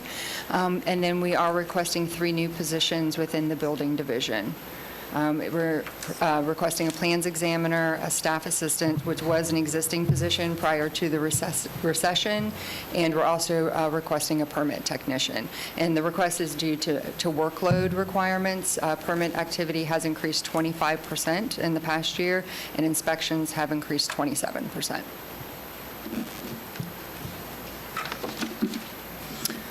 With regard to the highlights, many of you are already familiar with our request regarding the land use vision plan. It's part of the key strategic priorities. So that's one of our big asks for $300,000. Then we also have a request for $50,000 for small area studies, which will likely result from the current study that we have in progress with GAI, where we're doing the land use analysis and infrastructure study. And then also part of the key strategic priorities, we're requesting $100,000 funding for a transportation study to evaluate our transportation concurrency exception area within the urban area of the county. And then, as previously mentioned, we do have the personnel requests for a total of $224,000. And that concludes my portion of the presentation. I'd be happy to answer any questions. And Lori Meeks is also here to answer any questions. Thank you very much, Rebecca. Questions? Commissioner Delory, then Commissioner Lockhart. First question I have, Rebecca, and thank you. I think your whole entire department has done a phenomenal job with the increase of work that's been going on throughout the entire county and all the studies we've been asking you to do. Well, thank you, and I'll pass that along. Please do. The first question I have is the 104 fund. And we don't see anything in the book that talks about the reserves and the projections of the 401 fund. And I'd like to, maybe not today, but somewhere, get that information of what the projection is of that 104 fund and what the spend is and how we're actually looking at that. I want to just make sure there's enough money there, because that's money you actually collect. Yes. And a lot of people, we rely on that. So currently, the 104 fund is very healthy. Year to date, the revenue we brought in is a little over $6 million. And we are projecting, I believe Lori can, for the carry forward, I believe it was a little over, was it seven? $6 million. $6 million as well. Okay. Then the next question I have is on, page 447, which has to do with mass transit. And when we heard the presentation from Lynx, we heard that a lot of it was going to be flat except for the paratransit part. At least that's what my takeaway was. And then we got an email regarding their working group from April that talks about their increasing the amount of trips to the Orlando airport at late night. And that wasn't talked to us about from the Lynx perspective, but yet we got that via an email. And that's an additional cost, but we didn't agree to that, and I'm just trying to understand why if we're keeping it flat, except for paratransit, why are we paying for more usage? And then they define it, but that's not the presentation that they gave us. Yes, so I am looking into that. I put in a phone call to Lynx to try to find out if there would be a change in the budget based on that route change. They have it classified as a route change or a system improvement, and they're adding service or additional trips from the Orlando International Airport on Saturdays and the weekdays to the Fern Stops, Super Stop. So it looks like they're adding three trips per day. So I am looking into that to see the information we previously had said that it was within the 2% within our funding contract with them. But once I get more details on that, I can provide those. And then can you also find out more information? Because if you look at the neighborhood links, that's going up 68%. And then the capital, and there's a lot of increases outside of the paratransit that they didn't tell us about. And I'm trying to get some more information about that. Thank you. Commissioner Lockhart, Rebecca, some of then these Commissioner Zimbauer. costs actually also have a revenue center attached to them, like credit card fees. I'm assuming, are we negative overall with credit card fees? Are we supplementing that usage, or are we fully recapturing those fees?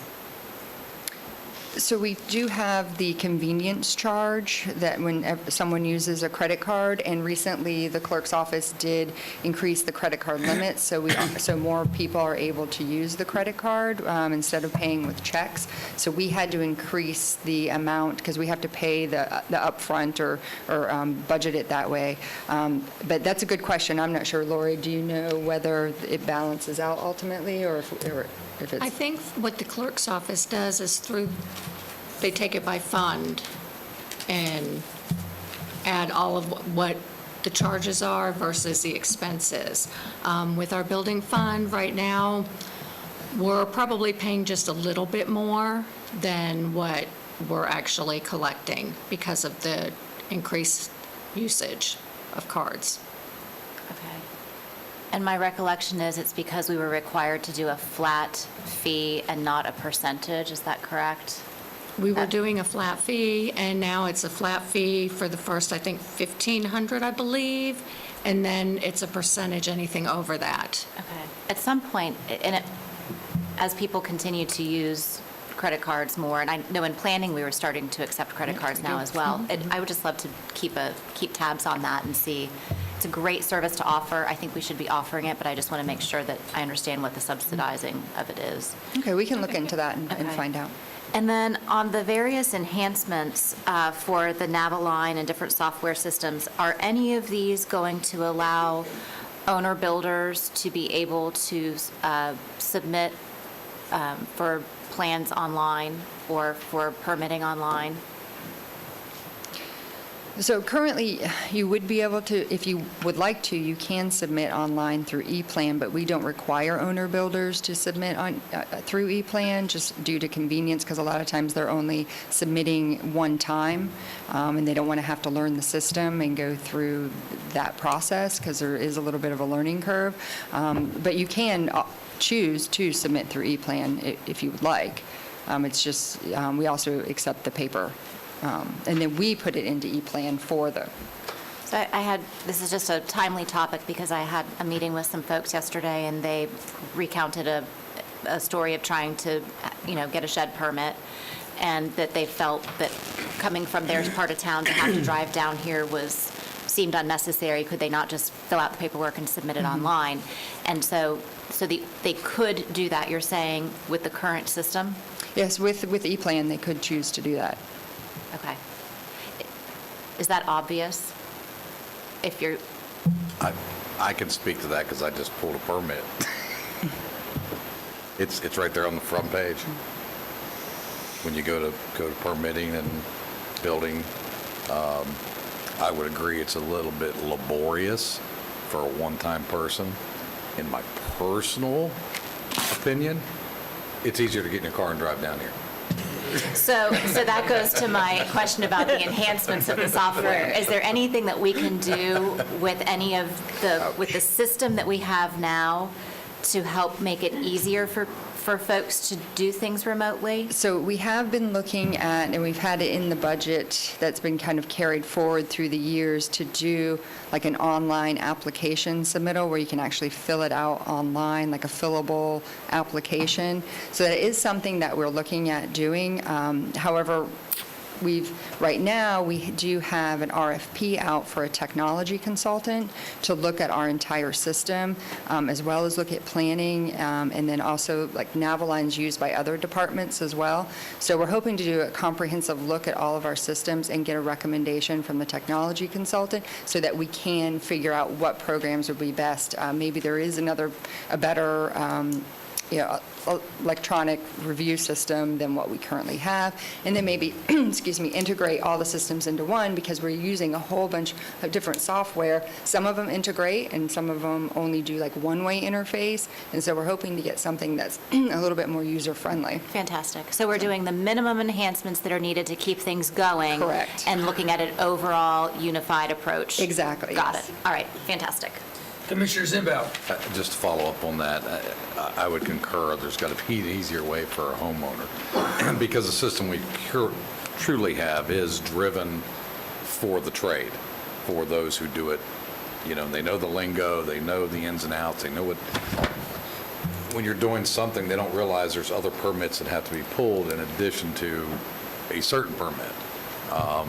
There could be a little more collaboration between the health department and our department as well, being that they are 6 feet apart and downstairs. Just saying. You should have seen it when they were over on Airport Boulevard. Carrier pigeon.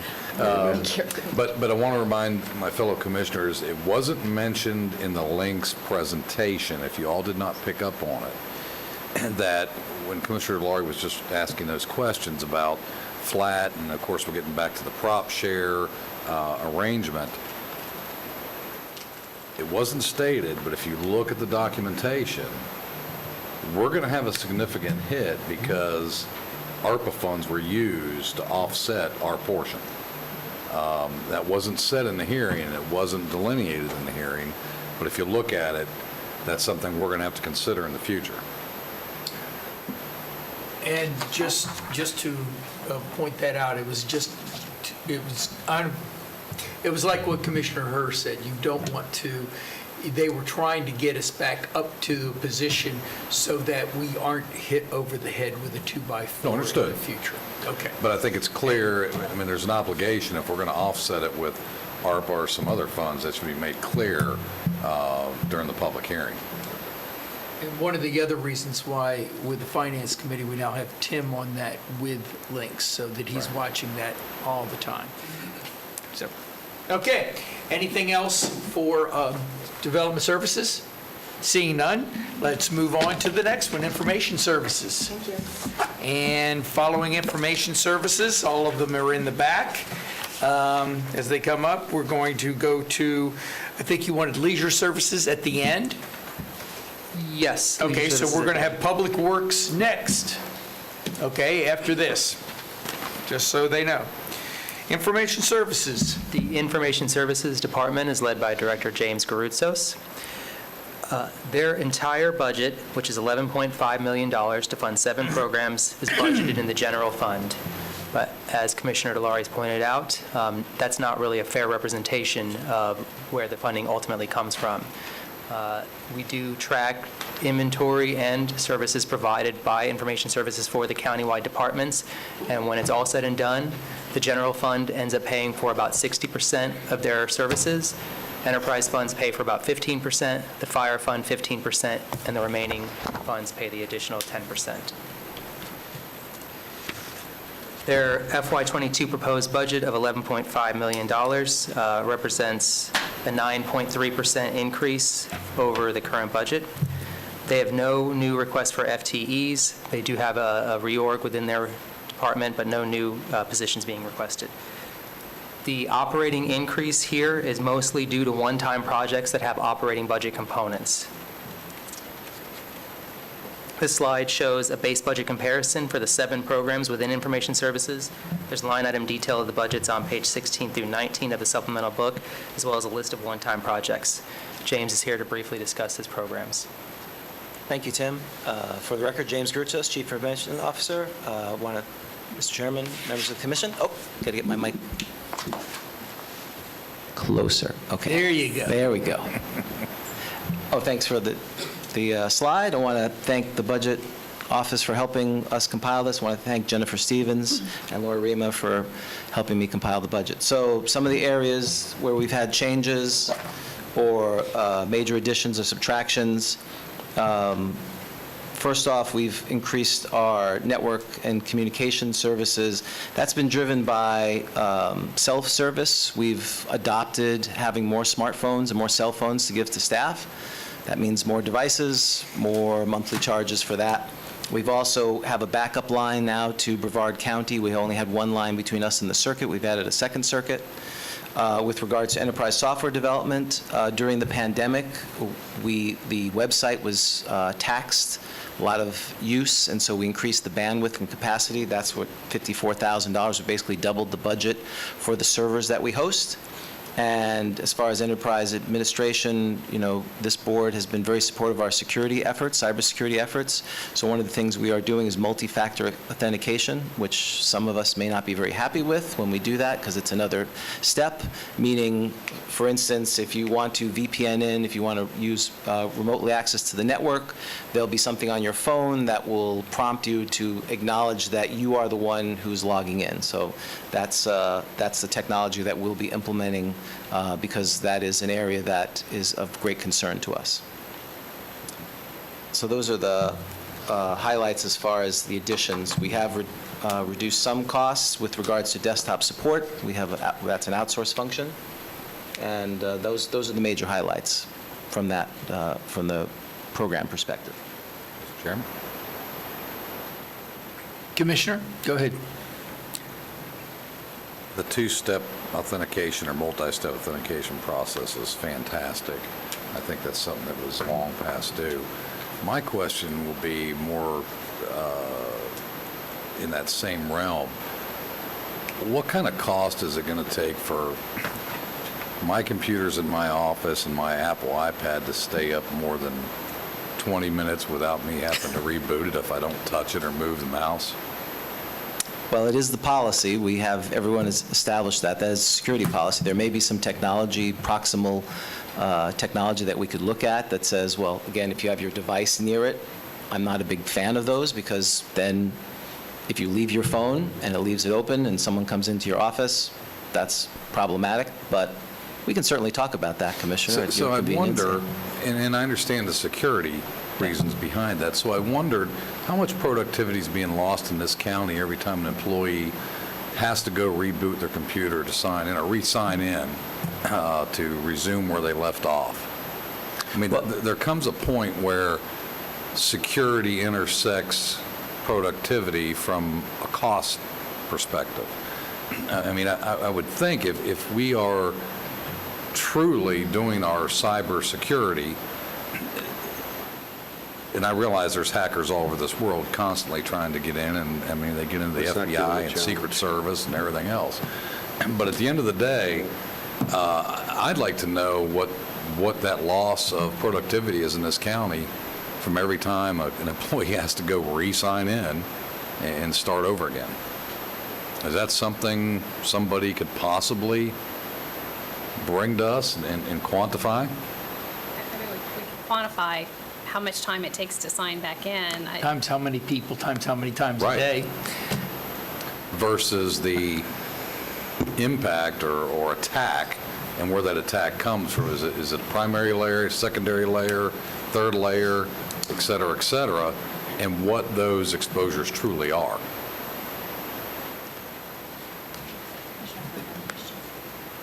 She's first, she's next. I was waiting until, are you done, Commissioner? Yes, I am. Commissioner Hurd. I actually find 20 minutes to be long. There are a lot of organizations that have shorter windows than that. Highland is one of them. We're in the risk mitigation business, and trust us, like to see a healthy bottom line. So I am not in the camp of that's bothersome. It would be more worrisome to me, and actually you could probably, through risk management and some of your insurance advisors, get advice around that.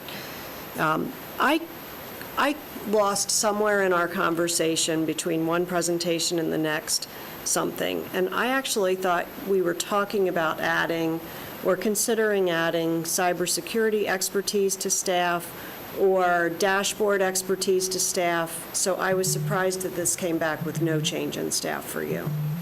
We still have, last year, the board approved 3 positions, and so we are staffing them right now.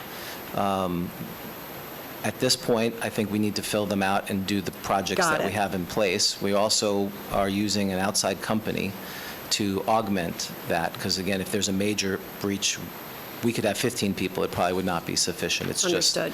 So that's kind of year one. We also want to partner with the constitutionals as they build up their cybersecurity, because it's a holistic effort. We have some constitutionals who are part of it.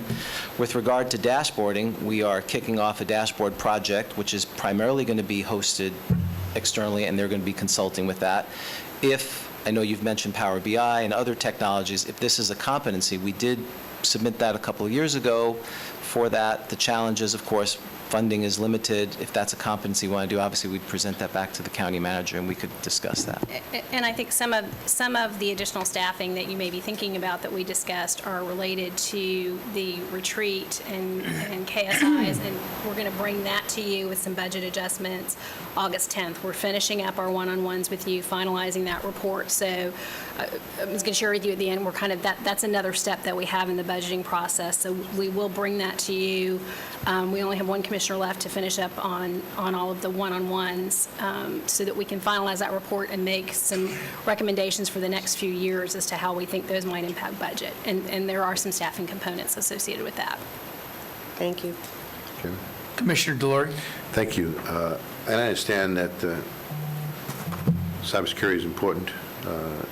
I don't understand why we have to get bumped off every 20 minutes, as was stated. And couple that with not being able to get on the Wi-Fi, I have to use the clerk's Wi-Fi. So I don't know why we have county Wi-Fi, clerk's Wi-Fi, and there must be a dead zone in certain areas because I can't ever get on it. And then you couple the phone system, which is another debacle. Do we have anything in the budget to try to address our phone issues? Because I haven't seen it yet. Which part, as far as our current vendor? We are looking Phone not working, that's what I'm talking about. Whatever piece of it is, I'm not a phone person. Sure. We are looking to replace our primary vendor. We have technology on site that handles the phones internally, but we have carriers that provide that We've had some challenges a few months ago. We did get a credit from them. They don't have really a plan that we appreciate, and we're certainly not going to give them more business when they've been unable to perform. So we're going to look at another vendor. We've negotiated with them, and we're in the process of doing that. Well, it's been going on for years, so I just hope that we would try to expedite it instead of waiting another year or two, because the phone system is just getting worse. I'm getting complaints from residents. In fact, there's times that when I do call in the office, I have to use cell phones to staff because the phone system is not working, and people aren't briefed about when it comes back, when it goes, and so something needs to happen with the phone system. And I know it costs money, but at least there should be somewhat of a plan put in place that we understand. And looking at your budget, some of it's not big dollars, but there is, maintenance on various software packages that are going up 53%. Other ones are going down 100%. And can you describe to us a little bit about why maintenance on some packages are going up, some are going down to zero? And I was hoping that when we buy these things, it would be more somewhat constant instead of up and down. The only one that I'm familiar with that has a large increase is our on-base, which is our document management. We've moved that from one department to another. There is some additional cost because we are upgrading, which the upgrade is not included with our software. So that's the cost that I'm aware of. If there are other ones, we can certainly look through. Be more than happy to go over with you, but not here, because I know we're trying to get some people in and out. The other thing is with GIS, I don't know if that follows in your group or not, but the supervisor of election says that they were going to do GIS for redistricting, and we've been doing that in the past and don't know where the disconnect is, and I'm hoping that, even though I brought it up in one of my one-on-ones, I'm hoping that I can get some light put on it so that we're not double billing the budget. I can tell you that the disconnect is not on our end. No, correct. Oh, I understand that, but somebody needs to correct, because our line item has GIS, and then the supervisor election has GIS, and there's a lot of money floating around. I just want to nail it down so that the citizens only pay for it once. Understood. Anything else, Commissioner Lockhart? You done? I'm done, thank you. Okay. So the phone system, the things that you've identified, are they primarily with the provider or with the actual pick up the phone device? Our phone system is a hybrid right now. We have legacy technology. It's 30 years old. We've been replacing it because the board has funded it over a 3-year. We're almost wrapping that up, or we'll be on a modern internet-based phone system. The challenges that we've had that I'm aware of over the last few months have been the provider failing via fiber cuts, capacity issues. The technology that's supposed to fail over lines between buildings did not work. They claim it's because of the older technology that we leverage. They want us to use new technology. They should fix their old stuff. That's why we're going with another vendor. Okay. That's my understanding. So when will we see that completed? Because I keep on hearing next year. Not from, it's many times I've heard it. Through the years. It's always next year. Well, the board did approve replacing the phone system over a series of several years, so we are in the process of wrapping that up. So the actual stuff that sits on your desk, and I would imagine the stuff behind the scenes, is getting replaced. The provider issue, James has been working with them. Can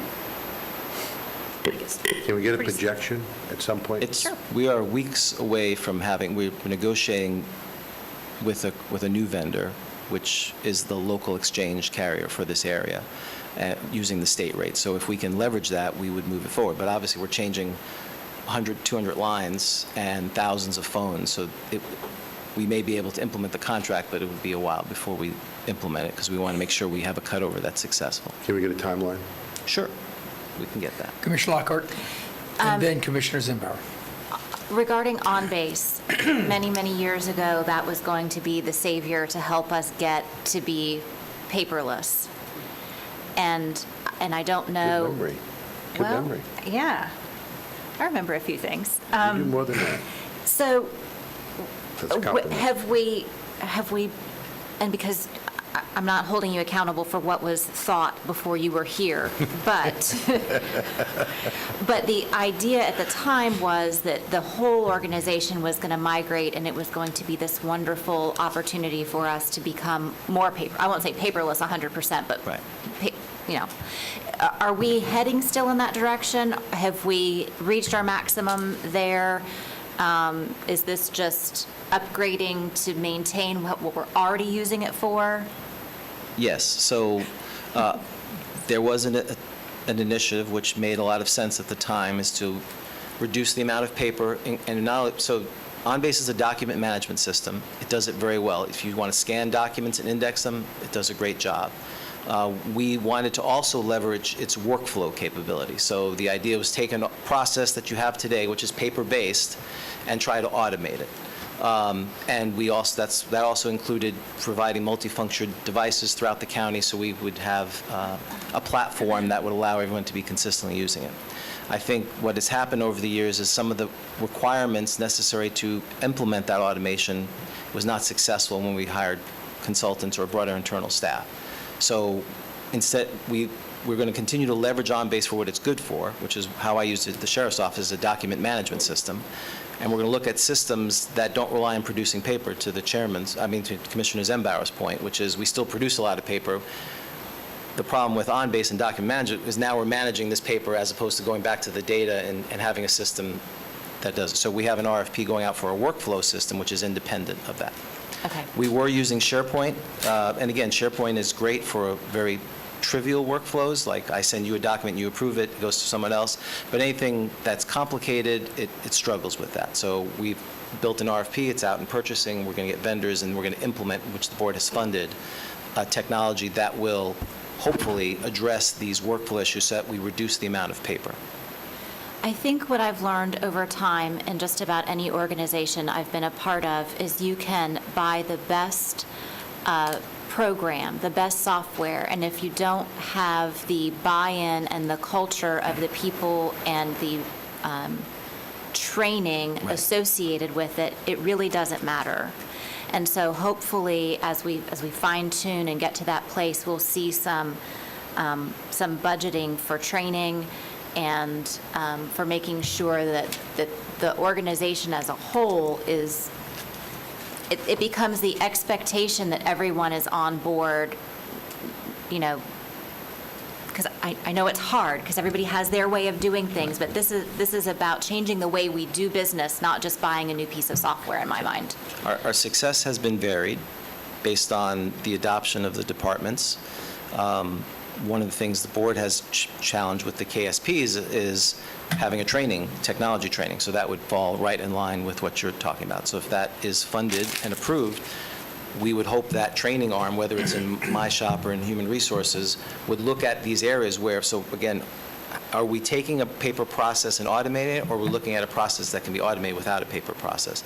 And that's a combination of probably Office of Excellence, Steve Fussel's area, my team, and working with the department directors to look that over. And then one last question, just to pick up on the issue with GIS. Can we find out what vendor it is that may be identified, if they're already identified, for doing the precinct mapping? Because I think there's a difference between the redistricting and the precincts. Can we just kind of figure out what that's all about? Certainly. Thanks. Okay, everybody, Commissioner Zembauer. I'll defer, thank you, in the interest of time. All right, anybody else? Thank you very much. Okay, thank you. All right, next we have Public Works. Public Works will be followed by Economic Development, Tourism.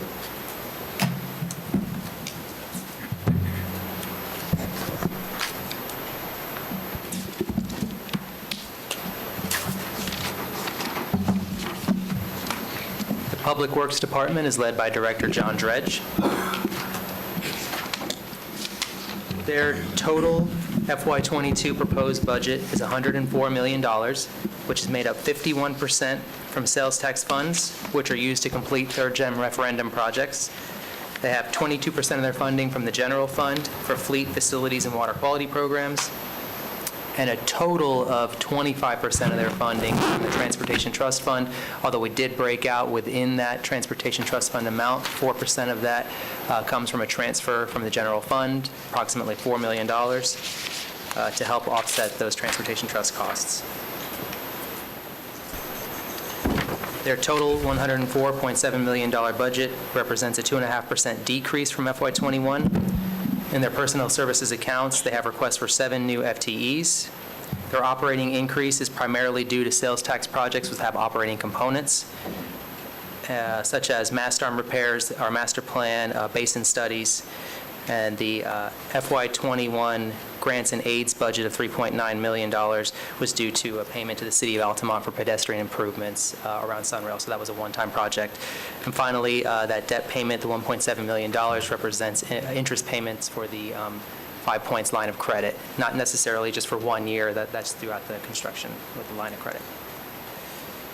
This slide shows a base budget comparison of 11 programs within Public Works. There's line item detail for these budgets on pages 39 through 50 of your supplemental book, as well as a list of one-time projects.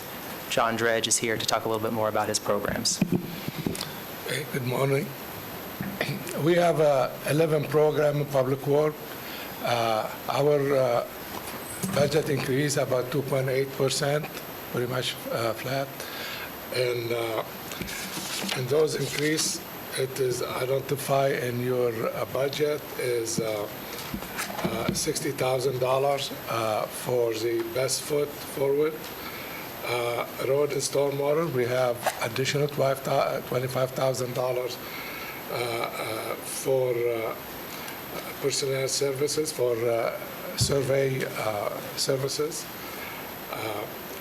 And we have $100,000 for traffic operation marketing program.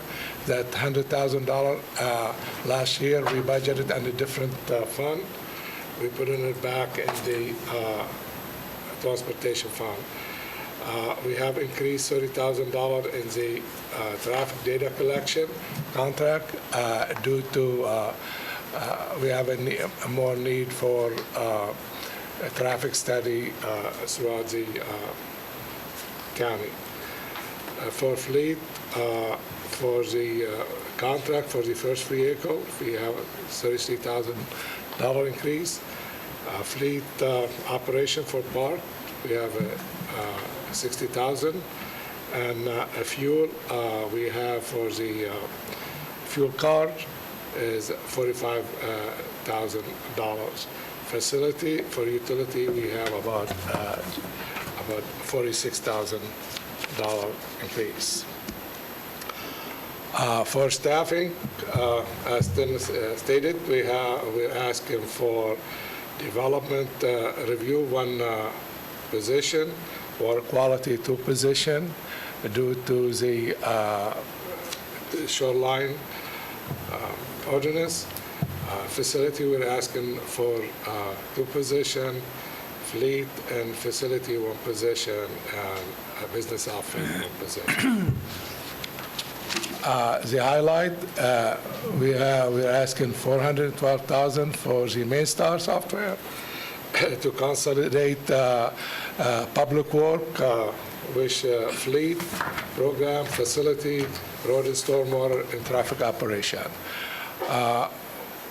We included last year $130,000 for the for fleet, and that the $412,000 in addition to that. Countywide facility program, but we have $6.7 million. They are listed and in your supplement. Page 51, there's a full list of all the county-wide facilities. We also have a list of the full fleet replacement. It's in both the work session book and in the supplemental document. And the fleet replacement, $10.4 million, also is listed in your supplement. The dollar amounts are in line with the board-approved 5-year fleet replacement plan. And also you have all the project listed for the sales tax. I'll be glad to go on any item you like and ask any, and answer any question you have. Are there questions? Commissioner Hurt. just confirming that I think there is 1.5 million in here for midway drainage improvements. Yes, ma'am. And that's the beginning of that project, more to be considered through other funding? Certainly, yes. Yeah, we have this year, current year, 1.5 million, and we put another 5 million with that budget. That will be about total $3 million to start with that. And then I think I also saw, which comes under traffic, signal at the intersection of Celery and 415, if I have it right? Yeah, we have that project that listens. Thank you. Mr. Chairman? Other questions? Yes, go ahead, Commissioner Thank you, Dillard. Mr. Chairman. John, on the general fund, when it talks about the base budget, you have a development review engineer. Why wouldn't that be covered under the 104 fund? That is for a development review, which is under Bill White. We do a lot of building. We review a lot of the building permit, and that's what. And so my question stands, why isn't it under the 104 fund? Well, The bulk of the work from that division is actually planning and the bigger development review projects, stormwater, those kind of Okay, things. so they're not traffic. reviewing plans then? They're reviewing plans more so than building permits. Okay, so it's not part of the building permit then? It's not part of the building permit. Okay, that's the answer then, thank you. So then, I'm I sorry. mean, they occasionally will weigh in on building issues, but their primary function is development review. And this is more towards Tim and Laura. There's a couple of pages where, again, we just have hashtags, and I'd like to have real numbers instead of hashtags. We will replace your pages. Excuse me? We'll replace those pages. And that's it for now. Thank you, Mr. Chairman. Other questions, Commissioner Lockhart? Water quality is something that this board has talked an awful lot about, and I'm a little concerned that we've added 2 positions, and yet the overall budget has gone down. So can you explain that? well, this is for the operating, for the operating. A lot of the water quality also, we have a project under penny tax, which is not included in that operating. I'm sorry, I didn't catch half that. A lot of the project for water quality, they are under penny tax. They are capital improvement. That what you see, it is that operation budget, which is prepared by the division manager. Okay, And your operating budget that you're showing that decrease in doesn't include the positions. okay. Okay, and so we've got the list of the capital improvement projects that was handed out as a supplemental. And Public Works, of course, has lots and lots and lots of line items in this, which is great. But again, there's no way, unless you are going to go through with a fine-tooth comb and pull out the ones that are water quality projects. We've got sidewalk, TMDL, river erosion, overpass repair. It's just all there. I'm looking at pages 1 through 4.5. Commissioners, if you want to follow along with what I'm following you. Okay. Yeah, right here. It is very difficult as a board member when we've said we want to see an investment in water quality to not see it pulled out separately so that we can really follow where the increases are and where the projects are. When I see current budget fiscal year '21 for some of these TMDL projects, and then there's nothing in fiscal year 2022, am I to assume that those projects have already been completed? Or are they just funded from last year and not completed yet? What you have today in this budget, 21-22, and water quality, we have $6.7 million for that category. And what we provide to the budget division, we provide detail of every budget description. If you like us to send you a copy, describe every project and the category, we'll be glad to do that. But we have in this budget for water quality project, $6.7 million. That's what is that budget and under that category, right? And the current budget, we have 17 million, 2021. So what are you looking at I'm that I looking at her don't see? detailed budget. My spreadsheet, we break it Yes. down by program. Could I see your spreadsheet? Of course. That'd be awesome. I'll send it to you. Yeah, thank you. That would be incredibly helpful. I think, when I look at, and we've had this conversation before, and this is back on page 46 of the supplemental budget document that we were given in the binder, and we look at TMDL, MSBU water bodies under water quality. So we've got a whole section that says water quality, which, doesn't equate to 17 million. That's the Right. operation. These are That's the operation 46, page 46. Then we have the capital program. Then, yeah. So the $10,000 that is allocated here for TMDL, MSBU water bodies for operating is actually less than what the MSBU administrative department, no offense, the pushing the paper people versus the rowing the boat people, right? We're actually funding the pushing the paper at a greater value than the rowing the boat people, who are the folks who are actually out there do doing now. the It's work. happening. Am I? You're right. Am I talking sense or nonsense? I'm Those- frustrated by that. Commissioner, those went by Cam Urban, those operation budget, we go through, and that's what they need for the operation budget.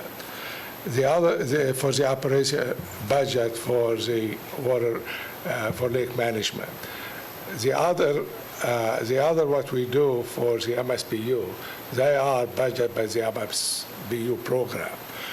And in the MSBU, our contribution for that is already part of the for operation, unless we have capital budget, which is budgeted under different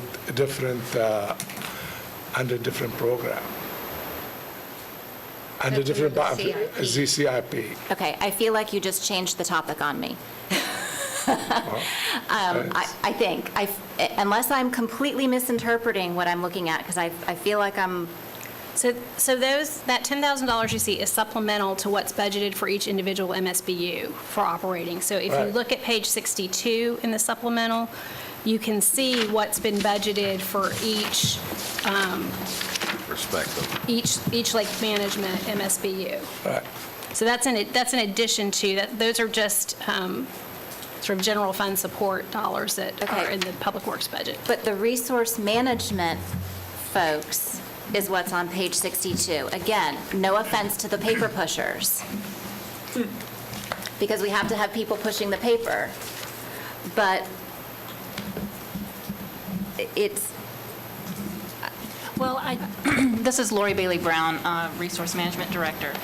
Within each one of these self-contained funds for each water body is the activities that we met with the liaisons and Kim Ornberg's team to discuss what needed to be done for that water body. So to the extent there are services provided on that level for each particular fund, they would be within this fund.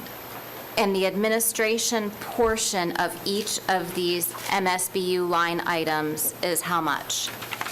The amount that the MSBU program is taking out as an administrative fee is what percent of each one of these? We revised the policy to 7%. Okay, so 7% of whatever the total we have here is. It would be 7% of the revenues, so this is total expenditures. Revenue side may include the new revenue, which is 7% of that number, plus there may be carry forward from prior years in this total.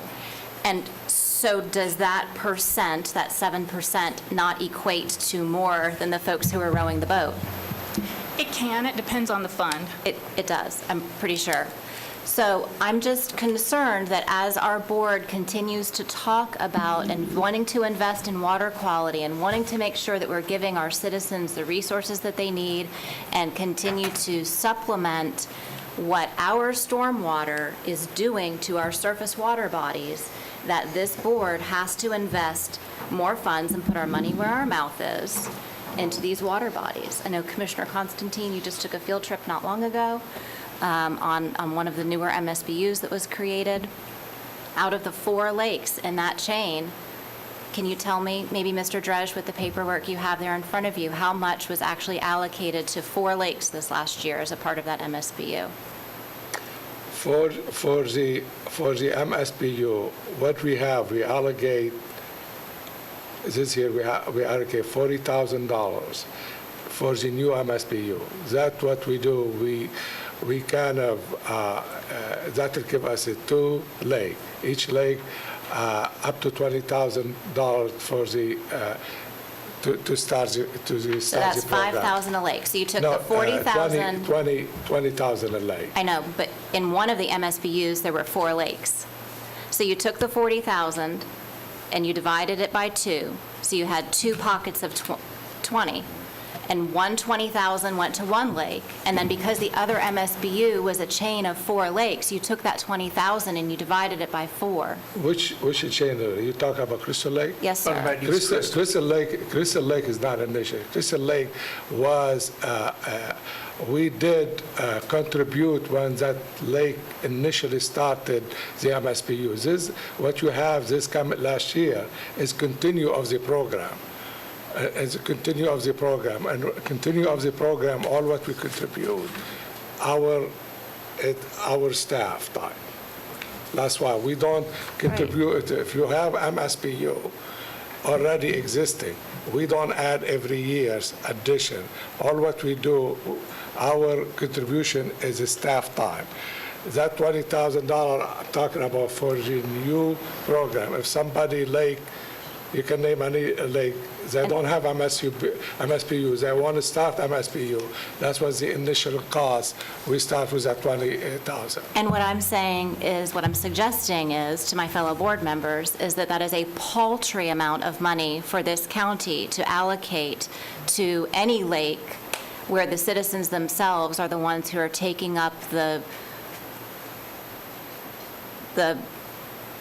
I was going to say cross, but that sounds very, they're taking up the initiative to, in many cases, fix the problems that we created with our stormwater. And so I am suggesting that we look at significantly increasing that amount of funds so that it actually can make a dent in some of the restoration efforts that we all claim to say we support.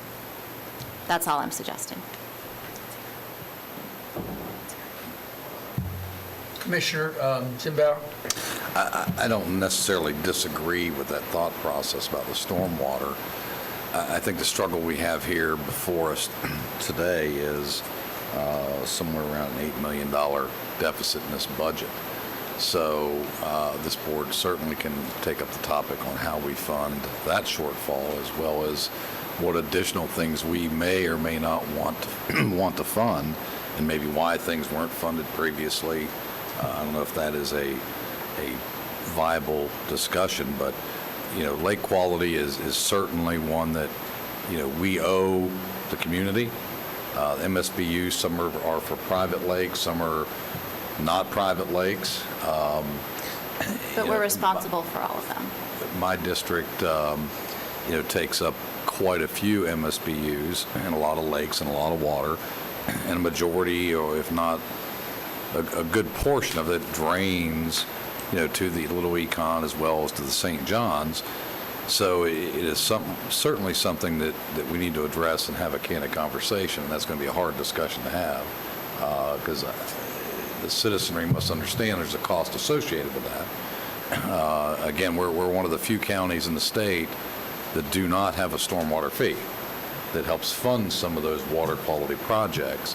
And I can remember coming to these chambers, I don't know, 15, 17 years ago, when there was a proposed stormwater, 14 years ago. whenever it was, and the doors were closed and tenant out front with standing room only, and the commission then did not want to have that discussion about a stormwater fee.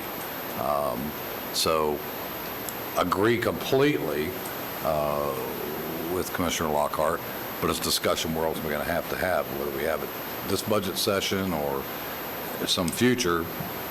I think we would agree sooner rather than later as far as water quality is concerned.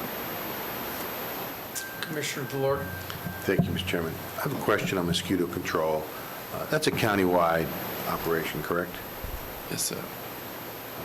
I see it's going up by approximately $33,000. The county took it over several years ago from the 7 cities because they wanted to do science-based instead of just being reactive on phone calls.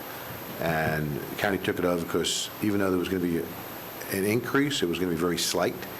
And in your paperwork, John, do you have where that money is being spent on the countywide basis?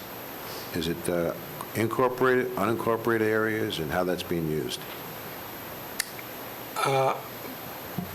Mostly incorporated area. And Excuse me? incorporated area, our program, and incorporated mostly. And the increase you see in it, usually in mosquito control, we used to get a grant and pay for a lot of the material. This year, there was a grant. We don't have those grants. That's what you see in the mosquito control. Well, I can understand that, the dollar figure going up, it does happen.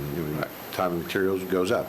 But I want to make sure that we're not subsidizing the cities to a point that it's costing us, the green line versus the red line. No, we do. There's a program for the incorporated. Okay. Because they're going to, people call us all the time for mosquito control. Sure. And even though they're in the incorporated areas, and we just need to make sure that that number is somewhat flat so that we can make sure that people are paying their fair share. And sometimes we spray, like whether a spray is it a certain area, some of the city may get benefit of it because they're adjacent when we do aerial spray or something like that. But Can you provide additional information, John, regarding incorporated, unincorporated areas? Absolutely. Okay, thank you. And by the way, I think your staff, not just on the stormwater, but from the roads and many other things that falls underneath your purview, has done a phenomenal job, so thank you. Thank you, appreciate it. Further questions? Thank you very much. I did want to, I had one question to Tim.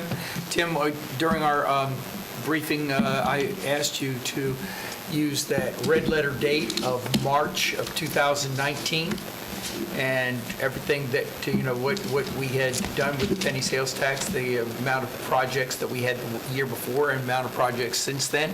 Do you have that available? I know it's significantly increased, but everybody remembers that red letter day of work session. Hold on 1 second, John. March of 2019, where we said we wanted to get these projects out.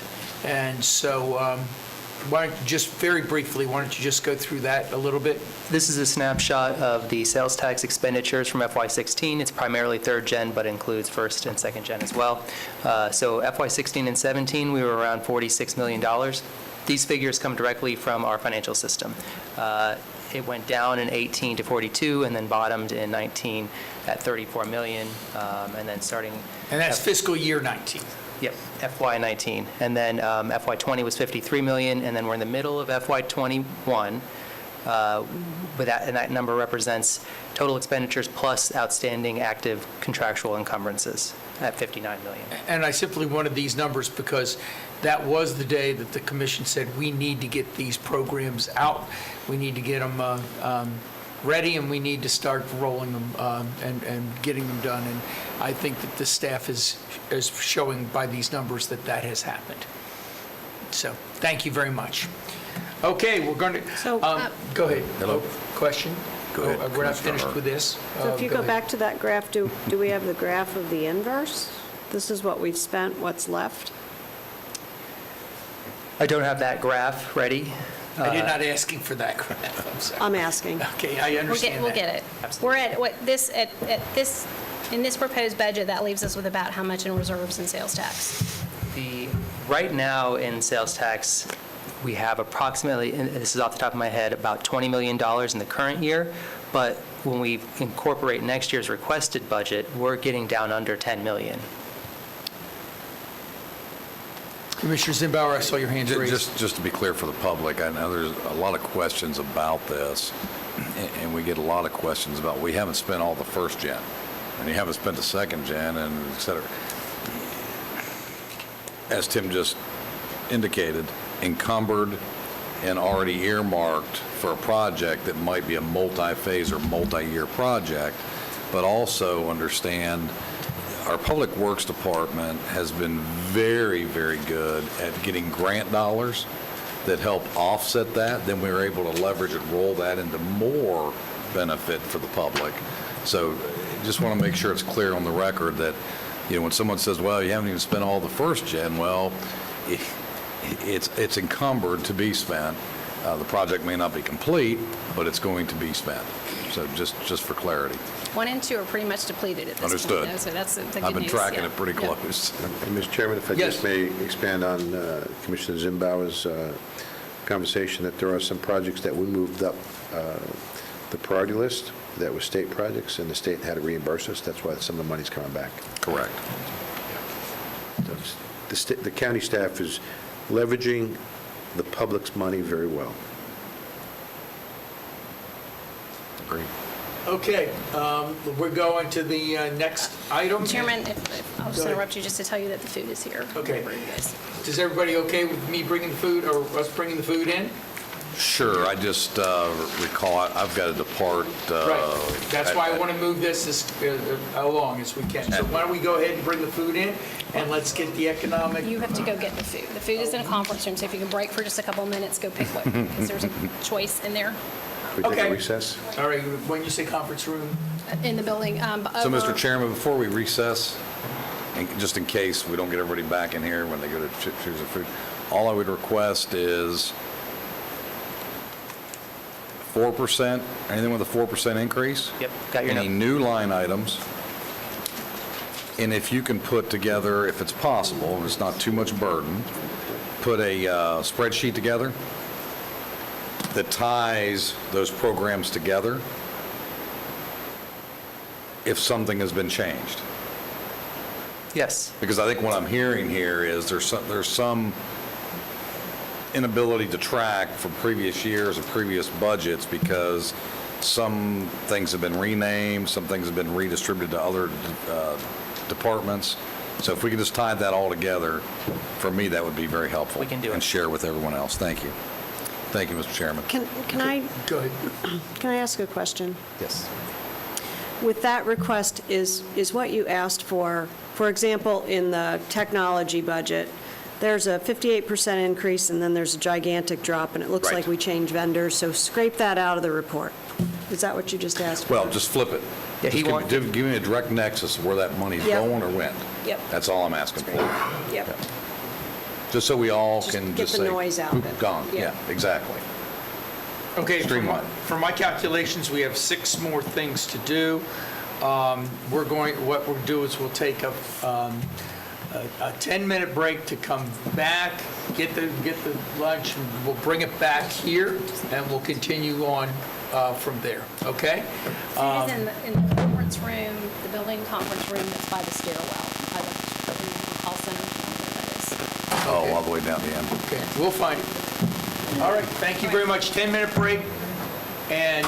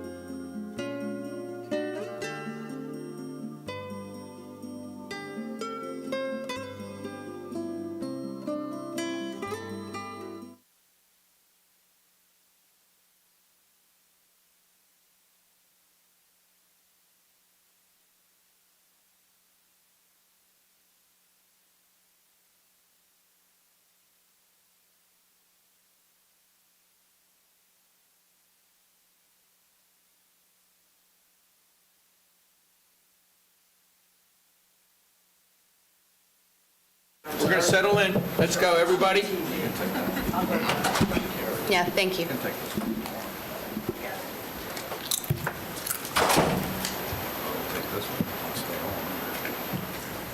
Okay, Tricia? This is a good opportunity to get in and out of here fast. Hey, I'm ready. Are we going to start, Commissioner? Okay, good, nothing further. Yeah, I mean, it's pretty turnkey, my group. Go right ahead. Up next, we have the Economic Development and Community Relation Division, which also includes tourism. It's led by our Deputy County Manager, Tricia Johnson. Their total FY22 budget request is $5.3 million, which is 45% from the tourism fund and 55% from the general fund. The total budget, their budget is $5.5 million. Their total increase of $217,000 represents 4.1% over FY21. Their personnel services account is down due to a position being reorged to another department. Their operating increase is due to sports incentives. The debt service of $56,000 is for an interfund loan payment to the solid waste fund for lighting at the sports complex, which expires in FY26. And the figure for grants and aids is our JGI and QTI agreements. This slide shows a base budget comparison for the three programs under Tricia. There's line item detail on pages 56 through 58 of your supplemental document, as well as a list of one-time projects. And Tricia's here to discuss her departments. Thank you, Tim. The largest increase in my programs is in tourism, and that is directly related to an increase of over $300,000 in sports incentives. As you know, we incentivize sports teams to come and play at the sports complex and Soldiers Creek Park, amongst many other facilities that are out-of-town traveling tournaments. And with the execution of the Perfect Game Agreement earlier this year, we anticipate approximately 40,000 hotel room nights generated through that agreement, which is more than nearly 20,000 additional nights to what we have produced thus far. However, along with that comes additional incentives. So we've been asked by the board to execute an annual funding agreement with Perfect Game rather than doing them quarterly, which means we need to put the entire $600,000 expenditure for incentives for Perfect Game in the budget at the beginning of the new fiscal year. So that's why you see such a significant increase there. Incentives are based on room night generation. If the room nights aren't generated, we do not pay it. So I don't anticipate us spending $600,000 in room night incentives for Perfect Game. However, because, again, the contract will be executed for the year, we need to budget for it. So that is related to that increase. Community information, 15% increase is really related to a drone and training for that drone. Up until this point, we have been borrowing drones to get aerial footage, or we have been using the Sheriff's Office helicopter. Yes, so the cost associated with that alone, it's a trade-off. So the drone for community information, of course, the associated training is why you see an increase there, but it is a very small budget, so an $8,000 increase does translate to 15%. And then economic development and community relations, the decrease is related to the Y2K Next Horizon incentive, QTI incentive that was approved by the board a couple of years ago. They are no longer a part of the QTI program, so that incentive no longer needs to remain within the budget. And Tricia, I just want to make sure that the two commissioners know we've just started on this. Okay? So go ahead. No, that's all I have really in terms of highlights. We just started and it's over. Commissioner Zimbow. So question on the drone, that's fantastic. I think 2 meetings ago, we approved the Sheriff's Department to pursue the drone training and the drone licensing through FAA. Is this part and parcel of that, or are these two separate drones? They are two separate drones. Their drone is significantly more sophisticated than ours. Understood. Similar to fire by virtue of what they do. Ours is simply for photography and videography. However, I will inquire as to their training. It may be that we could join them for the training piece. It may be similar. And there Well, my may be a cost question, savings there. agreed, that's great, a great thought process, but is there any, do you perceive, or would it be wise to reach out to the sheriff's office to determine if we can leverage use of one drone? I can't imagine the sheriff's office needs a drone on a daily, hourly basis. Maybe they do. But it was my understanding it was for special circumstances to keep our men and women out of harm's way. But just a thought process, if we can leverage that and accomplish, understand it's more sophisticated, but it takes high definition, high resolution photography, just a thought. Be happy to reach out Maybe it to them, doesn't sure. work, but just, I think we should have the conversation. Absolutely. Where'd the Thank you. tax collector's drones go? I wasn't aware that he had drones. Oh, yeah. Yes, they do. I can Well, I look mean, into it. somebody bought them, they went somewhere, I don't know, we can find out. right? Yep. Yeah, okay. There's also going to be... I don't want the body armor, just the drones. I could use a body armor. I think we should have an County manager, understanding, something you need to tell us? understanding where the firearms went. Tricia, I also want to compliment you about the drones as well as the other folks that we've complimented. One of the things that is being highlighted at the Florida Association of Counties this week is they've got a couple of companies that are now presenting those there. So I'll pick up all the information for you while we're there. Tricia, Commissioner Lockhart and I will. Okay? Mr. Chairman? Commissioner Delord. Tricia, well done. Thank you and your staff for all the wonderful things you guys have been doing over the past year. Two quick questions. I know I spoke about this at the retreat when we talked about the OP contract. I didn't know where we are with that, and I'd like to get a little more information on that before we get this budget approved, as well as the IDA bonds on who and how that money from the IDA bond revenues go to OP. Sure. The OEP contract expires at the end of September. So the timing is such that it would be my recommendation we leave what is budgeted there. That doesn't mean we have to approve what is budgeted. The contract discussions have recently begun. We met with them last week about their strategic plan and are scheduling another smaller meeting to discuss expectations in terms of their performance from an economic development standpoint. So those will be ongoing for the next couple of months, and I am sure we will meet with each of you individually to get your feedback as well before, of course, anything is finalized and brought to the board. Well, I'm concerned because I know we had issues with everything because of the pandemic last year, but as we move out of the pandemic, I want to make sure that we are getting the right amount of exposure and the right amount of touches from them, so to speak. And if we're not, then that's a totally different issue. But just to say we need to agree to move their contract continuing, I want to understand what services they're providing. But more importantly, when it comes to OEP, when it comes to the IDA bonds, as I spoke about, that's a significant amount of money. And I want to make sure that we're looking at that realistically.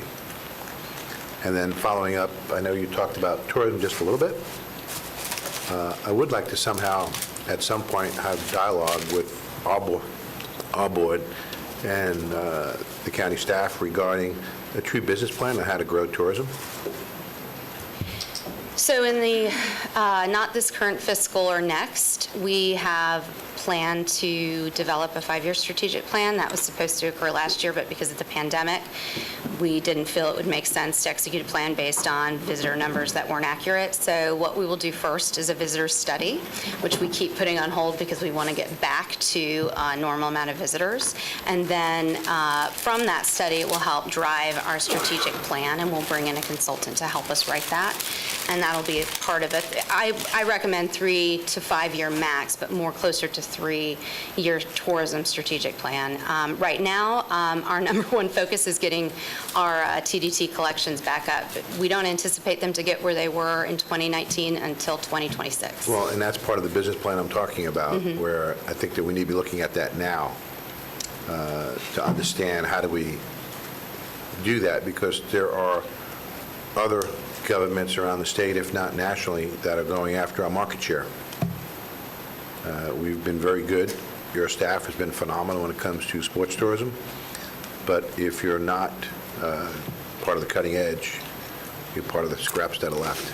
And I want to make sure that we're bringing back our numbers very strong, appropriately, and that's why we need to be having that dialogue now and not waiting another year or two. Further questions, Commissioner Lockhart? If you've already addressed Deloitte, we can talk about that offline. Did you already address I have Deloitte? not. Okay. No.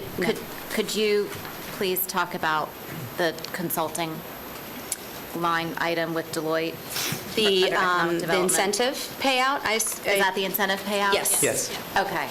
Yes. So I know, Commissioner Hurd, you're probably new to the incentive game. So when we sign an agreement with, and I'll use Deloitte as an example, they are required to create a certain amount of jobs. Those jobs must be created and invested for 2 years before they are paid out. And then all of those jobs are given usually a 5-year creation schedule. Sometimes it's less. And so the payouts will begin on year 3, but not for all jobs. So you'll often see a staggered payout over the period of 3 to 5 years. So that payment is it's the beginning of phase 2. We have paid out phase 1, the first Deloitte project. This is the beginning of phase 2. I wanted to make sure this wasn't a new commitment. No, absolutely not. Okay. And then my only other question related to community information is have we looked at all into a clipping service for? Yes, I've asked the community information team to work with tourism. They have a clipping service, so we could potentially piggyback on that. They started that last February of 2020 and then got waylaid. So now that they're back in the office, I've asked them to refocus on that. That would be fantastic, and I think it would help a lot with, we get the great spreadsheet update of here were the media inquiries, but then what did those actually turn into, and what did the story look like when it ran? And so that would be a completely hands-off thing for staff to have to deal with, because it would be automated. Absolutely. Okay. Thank you. Further questions? And from everything that I understand, we're looking at fiscal year 24, 25 to get the tourism back to where it was. Is that what we're basically looking at right now, Tim? Yep. To get it back to 5.8 million in collections? To FY '25, I believe we had it. 25, 26. 25, 26, Yeah, not okay. 24, 25. That's what I have. I I just knew you wanted said to make sure we were- 25. I just wanted to, so it's the later 25. Okay. Thank you very much. Tricia, thank you very much. Commissioner All right, Tim? Rick Durr is here, so I think we're going to go back to the Leisure Services Department. Give him a chance to sit down.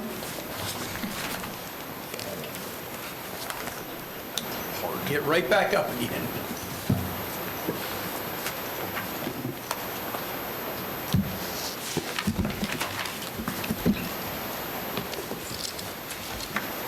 Leisure Services FY22 total proposed budget is $20 million. 93% of that is from the general fund, 2% is from the tourism fund, and 4% of their budget for FY22 comes from CARES funding for projects to help with the economic recovery and improve attendance at our parks.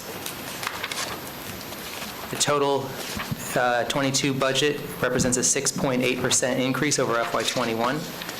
In the personnel services accounts, we have requests for 3 new FTEs, and some of their operating increases are to restore budgets that were reduced in the current year due to COVID.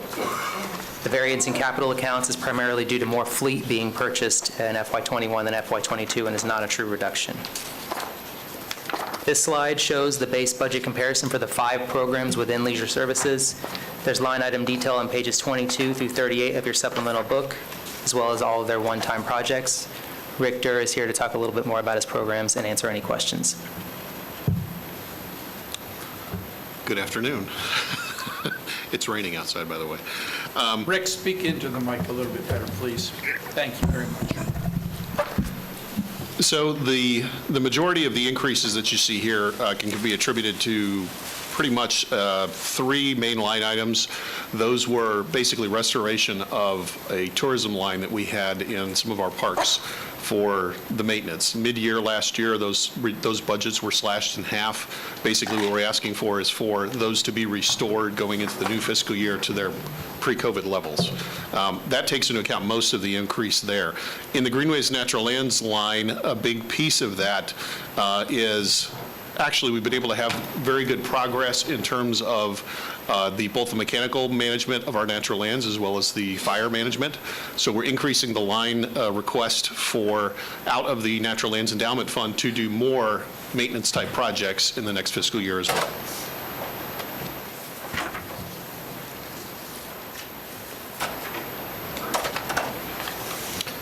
So the increases in staffing, one of those can be attributed directly to Soldiers Creek. That's a maintenance one worker that we'll add to the group there based on the increase in the number of tournaments that we'll have at that particular facility. The other two will basically be positions within the Greenways Natural Lands Division, one of which is an equipment operator 2. Currently in Leisure Services, we have one equipment operator across the board that we pretty much share all the equipment with and when we need to move things around. This particular equipment operator will be the second of the group, so that will help with efficiencies. But we'll also have that person based in Geneva. So we'll have the one based out of 5 Points, the second one will be based out of Geneva. We'll be able to cover a lot more area that way. And then between moving equipment around, that person will be dedicated to the Natural Lands program. So we haven't had an increase in the Natural Lands program in terms of staffing in many, many years. This will give us our second maintenance person basically for that group. So as we continue to make better headway in the management of those properties, this particular FTE will be able to do so as well. The third one is an additional landscape inspector. As you know, we manage all of the landscapes, all the county-owned properties across the board, as well as some 80 miles worth of median, in addition to our trail system. We have 2 inspectors right now who are basically in charge of overseeing all of the maintenance across the board for all of our maintenance contractors. This will add a third to the mix. It will help to decrease the amount of workload on the other 2. So the overall highlights that we have here, the bulk of these can be directly attributed to our major parks where we have major tournaments going on. The San Lando restrooms, this is at the San Lando Tennis Center. As you know, we have pretty much annually state championships as well as some NCAA championships. These restrooms are about ballparkish about 40 years old.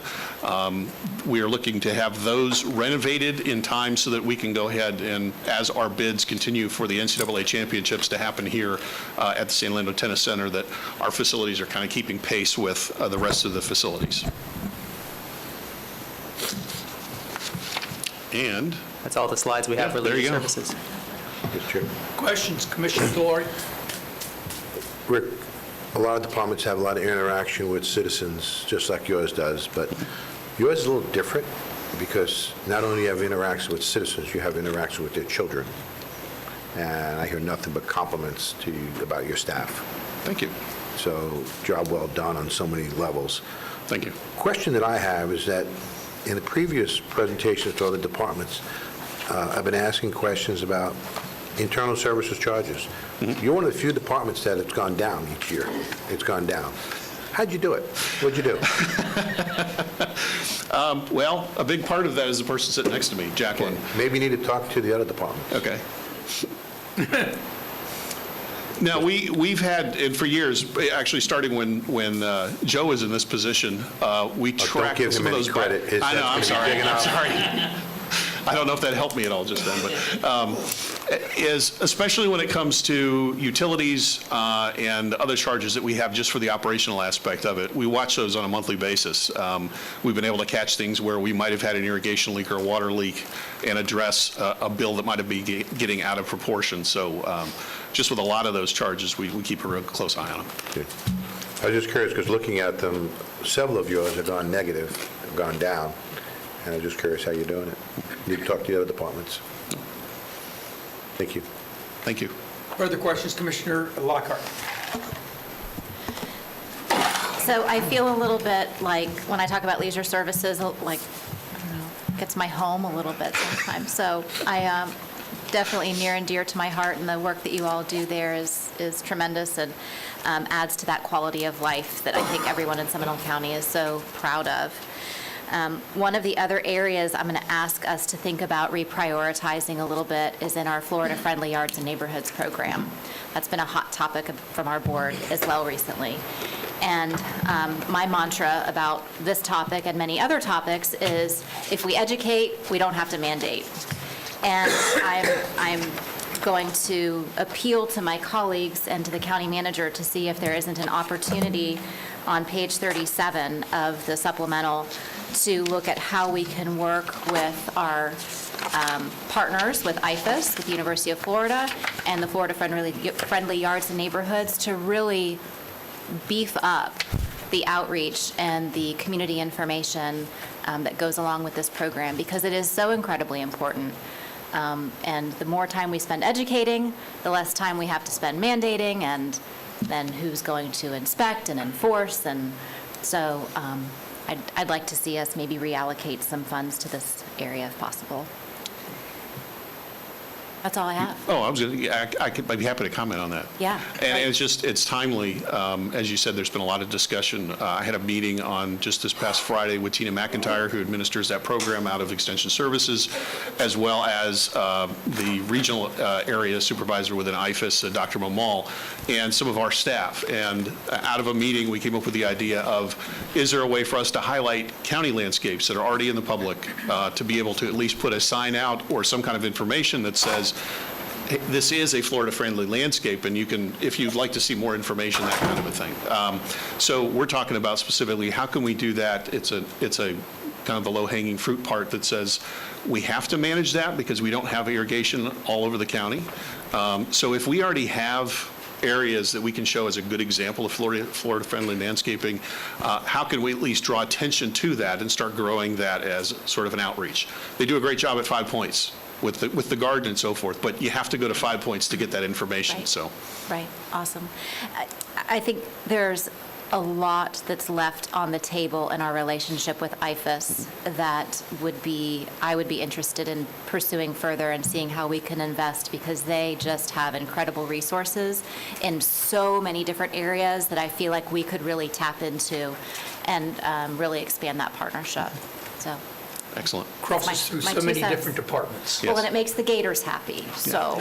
Well, it crosses through so many different departments, because then, we can save water, which, Well, we can teach people how to budget and how to eat healthier and how to be more self-sustaining. I mean, it's all of the quality of life things that we really want to be about, so. Excellent. Thank you. Anything else? Get out while the getting's good. All right. I don't have to be asked twice. Thank you. Thank you very much. Up next is Human Resources.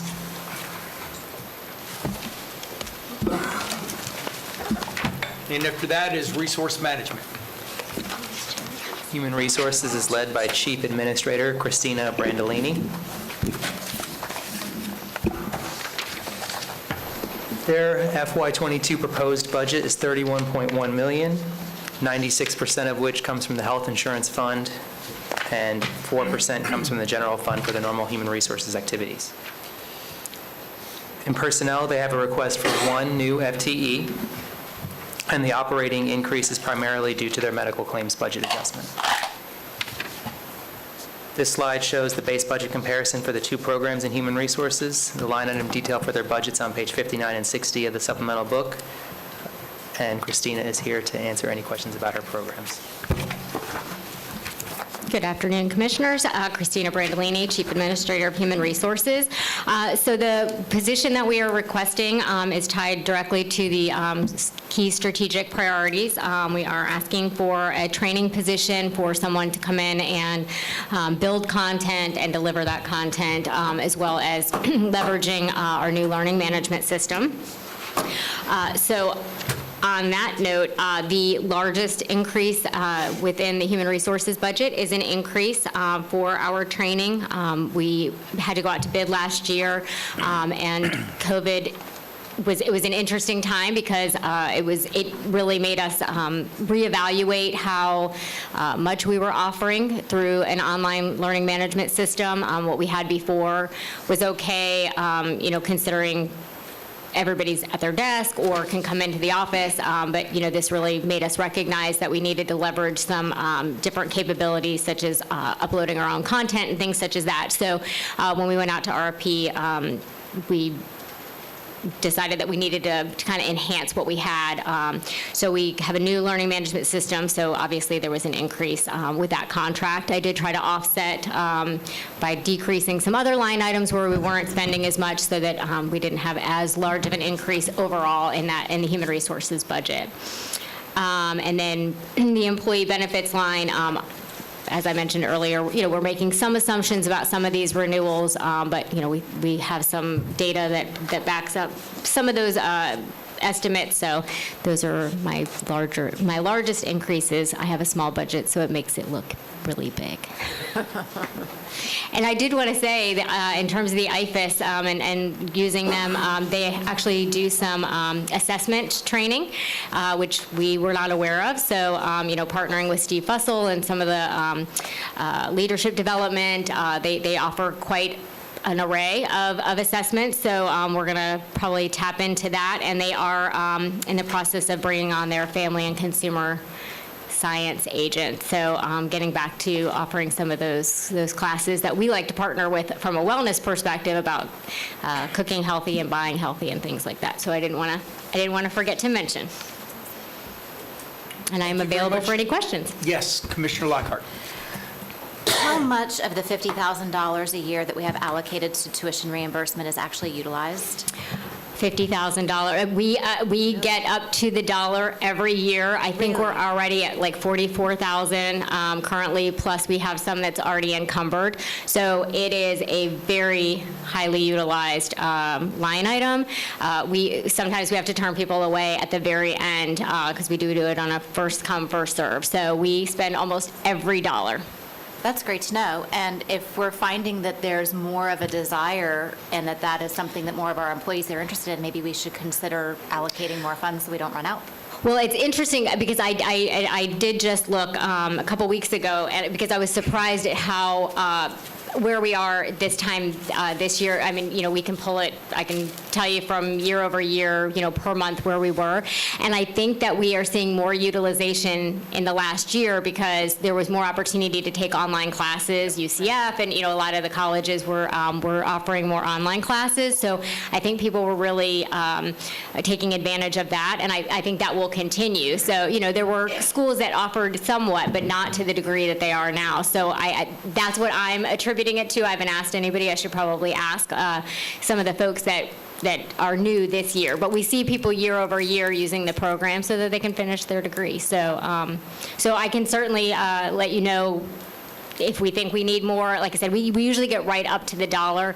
I think one year we did have to turn a few folks away, but I don't think that's been the norm. But we'll keep an eye on that so that I can provide that Christine, to you. I think that would be something that all of us would be interested in, is you keeping an eye on that and seeing if we do need to increase that. I mean, it's such a small amount, but it's so important to the employees. Well, I'm sorry. We had talked at great length about the things that we could do to help improve recruitment and retention. And so keeping an eye on all of those things and the amount of the funds that we had originally allocated for community or for employee morale. I know it was a six-figure number, if I recall, and so I'd be curious to know how much of that we've utilized and just kind of what the plans are for next year, because I think employee morale is something that all of us have said is something we want to have on the front burner. Sure. And to follow up on that, is there any criteria once they get that money as far as staying a length of time or anything of that nature? Or For the tuition reimbursement? Yes. Yes, it's Okay. 2 years from the time that they receive the money, so. All right. Thank you very much. Further questions, Commissioner Hurt? Yeah, Saba software, is that the software you were referencing? No, Saba is, it's actually for our performance management, our online performance management system. And it looks like there is a large increase, but actually, if you look down, it used to be Halogen, and Halogen went away. They got bought out by Saba, so we had to switch the line item. But that's actually it's separated as our performance management for evaluations. So it's an online evaluation system.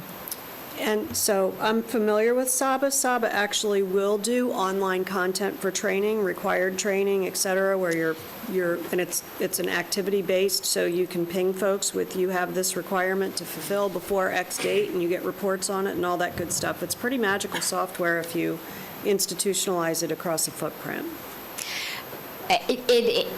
It's kind of like we have Neoga for our recruiting software. They also have a learning management piece. Just from a cost perspective, we have multiple softwares because they're less expensive. Percipio, our new learning management system, was far cheaper than NeoGov or Saba, so that was kind of where we landed. But we can now tie them in. What we had before, they couldn't talk to one another, but we can tie Percipio into the evaluation system and some other things. So, we're in the learning stages of how that system works and leveraging all the different abilities to make sure that people get notified when it's time for them to do their annual sexual harassment or things like that, or if there are things that they've indicated that they want to, skill building, those kinds of things, that they can kind of set up their own calendar within the system. So we're learning all of that so we can roll it out in its totality. But even Halogen had multiple. It was more of an enterprise system. We just, like I said, we kind of piece things out just from a cost perspective. And then one last comment with regard to employee morale. I have asked the county manager's office to speed up the implementation of a work-from-home policy. When we came back to work, the notification was that by October we would have something. I know that the county attorney's office already has a work-from-home policy in their documents. I personally believe that we're missing a tremendous opportunity in terms of recruitment and retention if we don't launch that sooner rather than later. The world has changed. Mr. Chairman, if the county attorney has a policy for work from home, I haven't seen it. Can we see it, please? It's in the personnel policies distributed to all of your offices, probably, I don't know how many months ago now, but I will get another one to you. When we found it online. Further? Well, Commissioner Lockhart. I would concur. I think work from home is ideal. We've talked about this for so many positions. It obviously doesn't work for every single position, but for those folks who can, and when we have the management structure in place to be able to make sure that what we think is happening, I totally support doing that and would love to see a policy come sooner rather than later. And if I may add, I told my staff the other day at a staff meeting that we're going to wait until the county manager's policy comes out, and more than likely we're either going to follow that, of course. We're all on the same team, and we're going to try and, be consistent with what the whole county's doing. Mr. Chairman? Yes, Commissioner. Thank you. I realize that, but I want to make sure that there's proper amount of coverage in the county services building or where people are working. Yeah. Because I can tell you there's many times where you're trying to find someone and you can't. Well, I've never had a complaint about anyone. I don't think he was talking about your department per se. But my point is, I also told my staff that I expect the vast majority of people to be in every day. I can also tell you this, there's many times where I'm trying to find people at 8 o'clock and they're not here. Well, and I don't know where they're at. And yet we have a meeting starting at 8, and then we have to wait and figure out where people are. As we're putting together this policy, our county manager, just be aware that that's concerned to Commissioner DeLorean and all of us. All right. Anybody else with Christine? Thank you very much. Thank you. Appreciate it. All right, resource management. Resource management is led by our director, Lori Bailey Brown. Our total FY22 proposed budget is $45 million. 49% of that is in the MSBU funds, which is primarily our solid waste MSBU and our street lighting MSBU, but that also includes our lake management MSBUs as well. 15% of our funding is from the general fund to support the budget office, purchasing, print, and mail services. 14% are from our internal service funds, which include property liability and workers' comp. So Christina Brandolini's group manages the health insurance fund. We manage the property liability and workers' comp funds. And 22% is from the debt services funds to pay for existing debt service payments. That is mostly from transfers from the general fund. Resource management's personnel accounts have no new FTEs being requested for FY22, although we do have one position that's being refunded that was unfunded in the current budget. The operating reduction of $61 million, that is due to us putting the CARES fund balance in the FY21 adopted budget. We wanted to ensure there was no interruption in services, no issues with funding, so we did something. We wouldn't normally do that, but we did put it in the FY21 adopted budget. So 22 represents a more normal budget for us. The capital accounts are 2 technology projects that we'll go over in a second. And the grants and aid line is our community redevelopment agencies. This slide shows a base budget comparison for the 9 programs within resource management. There's line item detail on pages 61 through 64 of your supplemental book, as well as a list of any one-time projects. And Lori Bailey Brown is here to talk a little bit about the programs. Good afternoon, Lori Bailey Brown, Resource Management Director. I have with me the MSBU team, 2/3 of the MSBU team, and of course the budget manager is here. Risk manager and purchasing manager couldn't be with us today, but they're here in spirit. So to begin with, I guess the first line item in purchasing is pretty minimal, some operating supplies primarily we're looking at there. The big increases are with risk management, which is basically a function of insurance prices increasing. Our property insurance, I guess rates are increasing around Florida in the 20% range. These are estimates at this point until we get the final premiums that we're paying, but we think we're in the right ballpark. We've talked with our third-party administrators. And workers' comp, of course, increase in presumptive claims and a handful of loss experiences not related to those. In the MSBU program, the increase there is primarily related to the solid waste contract. We had increases in January related to the beer can service per household, as well as fuel costs. Those costs, of course, MSBU is not part of the general fund, so the solid waste program within the MSBU is funded by the fees, and we did have an increase of $5 to the fees to our residents related to solid waste collection. The decrease in central charges is really related to the refinancing we did back in February of the loans. It's actually about $100,000 savings per year that we're experiencing there. It was offset by increases in the CRA, Community Redevelopment Agencies, which is a function of property value increases.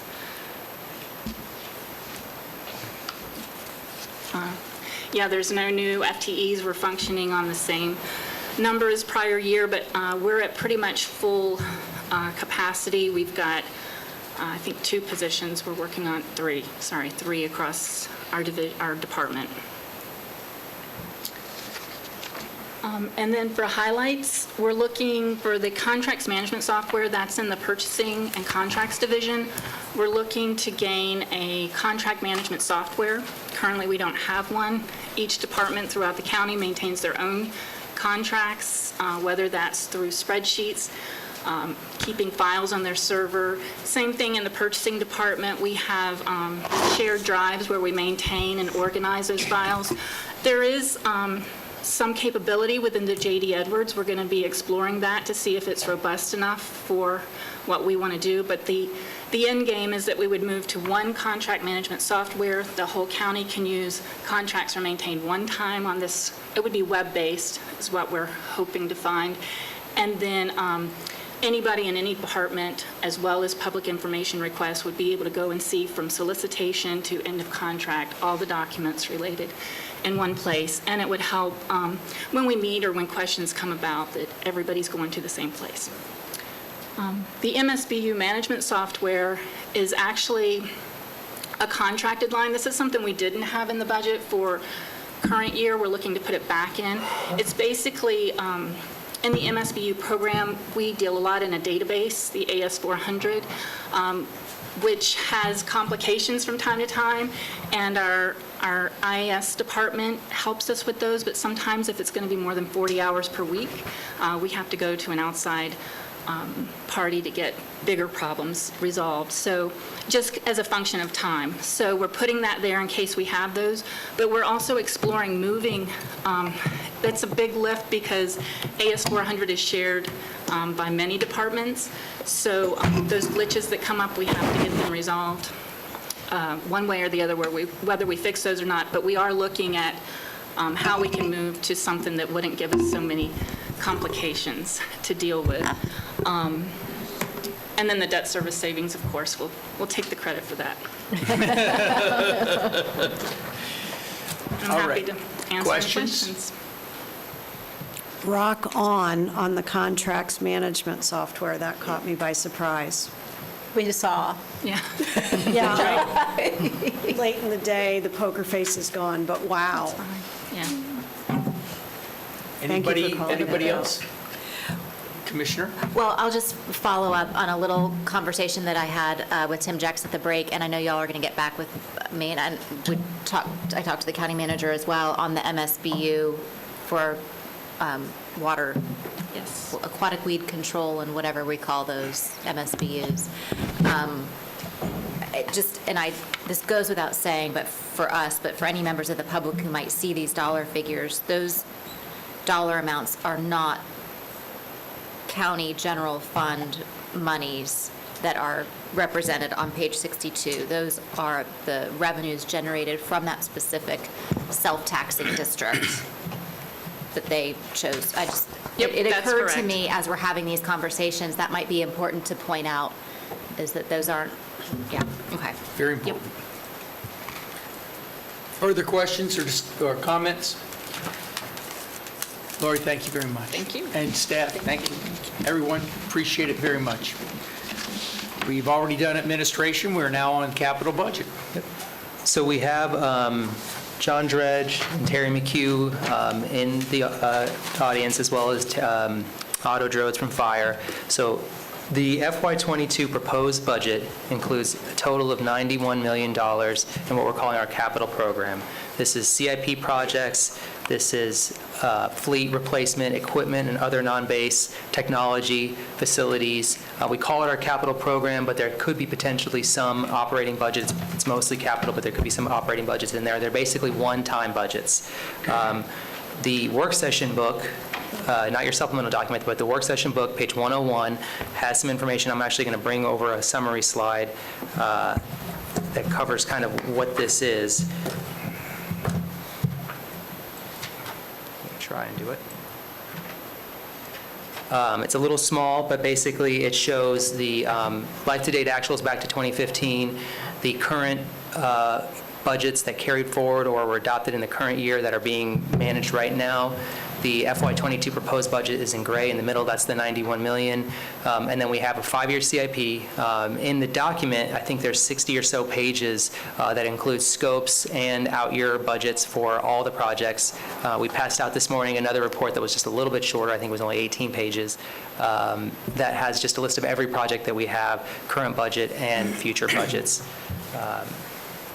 But basically, we're proposing for FY22, 280 different projects or fleet or equipment, totaling $91 million. That amount is fairly set. Obviously, it has to be approved by the board, but we don't anticipate a lot of changes there.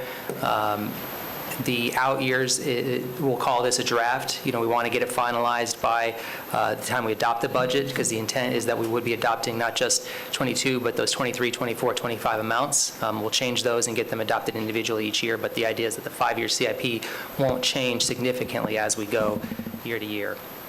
So you can see the amounts. Transportation, that's primarily our sales tax program. Those are our road projects. They're the most, the biggest part of our CIP program. And then physical environment represents environmental services. That's our utilities and solid waste. Public safety is primarily the fire department.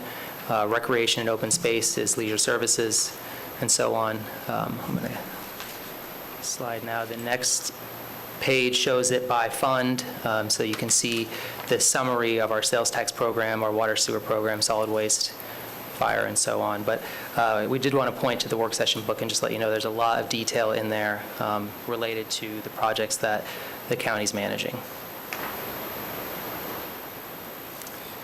That's really all the slides we have for our CIP program. We do have the directors here to talk about it more if we want to get into it. Mr. Chairman? Yes, questions? Go ahead. Quick question for you. When it comes to water and wastewater, the master plan hasn't been done yet, correct? Terry?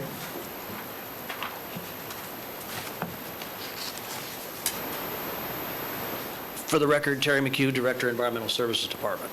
Yes, you are correct. The master plan will be done later this fall. So that could change the CIP? It absolutely will. It could change the CIP? Yes. I just wanted to make sure that these numbers could change up or down depending upon what happens with that overall master plan. That's correct. Okay. Other questions? Be clear. All right, thank you very much. We are now on the last item. It's the ARPA, or the American Recoveries Act. That's me. Mr. Chairman, can we get a little more air in this room? What? It's hot in this room. It goes from cold to hot to hot. It's crazy. It's pretty terrible. A lot of hot air. Terry just turned it up. So. I mean, I'll bring a fan next time, I'm sorry. No. Okay, go ahead. Thank you. I wanted to talk to you a little bit today about the American Rescue Plan Act dollars. We've been talking with you for a couple of months now since the legislation was approved. We are learning more and more about the program every day. There was new guidance issued. Every few weeks they issue some new guidance. Lori came to me and she had a webinar last week on reporting and only half jokingly said maybe we should send the money back. It's a lot more involved. I think Treasury and the folks in Washington have had a lot more time to think about this than they did the CARES Act.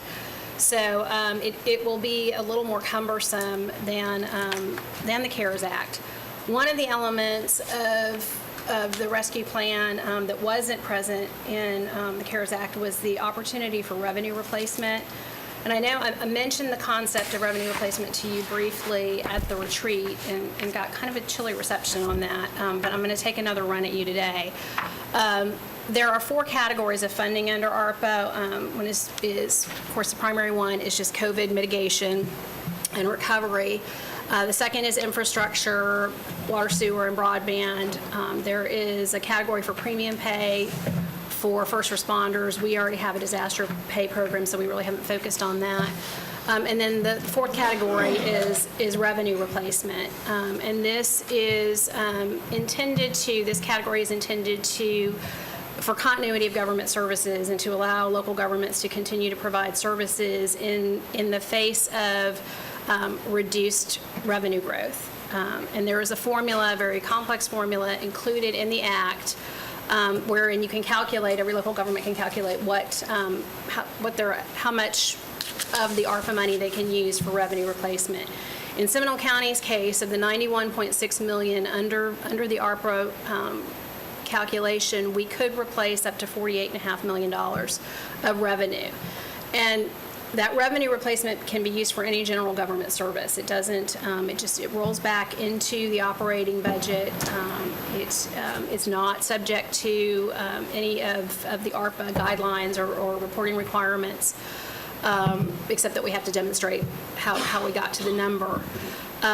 So there's an opportunity there for some significant revenue replacement. Tim, I'm going to ask you to go forward and show the revenue projections. Do you have that? I do. I'm going to show you the reason I'm taking another run at you today on the revenue replacement under ARPA. This is I don't think without, you can. this is without ARPA. This is without ARPA, yes. This is the forecast that was included in the work session document. So you've all been given this. This forecast, and if you know that the budget as proposed to you today, which still does not have the retreat-related items in it, is it's about $8 million short of the expenditures or exceed revenues by $8 million, which would require us to dip into reserves, fund balance, to balance the budget. And it doesn't get much better in the coming years if you look at the forecast. And Tim, if you can scroll down and you kind of show what the forecast does to our percentage of reserves in the coming years, it is concerning.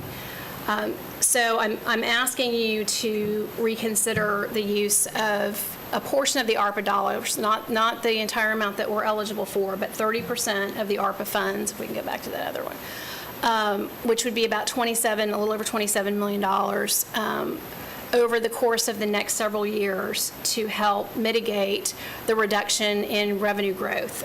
We had been experiencing between 7% and 8% revenue growth. We are now expecting, this year we were at 5%, we're anticipating to go 3 and 3. I would like to set aside a portion of the ARPA funds to help mitigate the need to go into reserves to balance the budget in the next few coming years, this year and the next 3 years moving forward.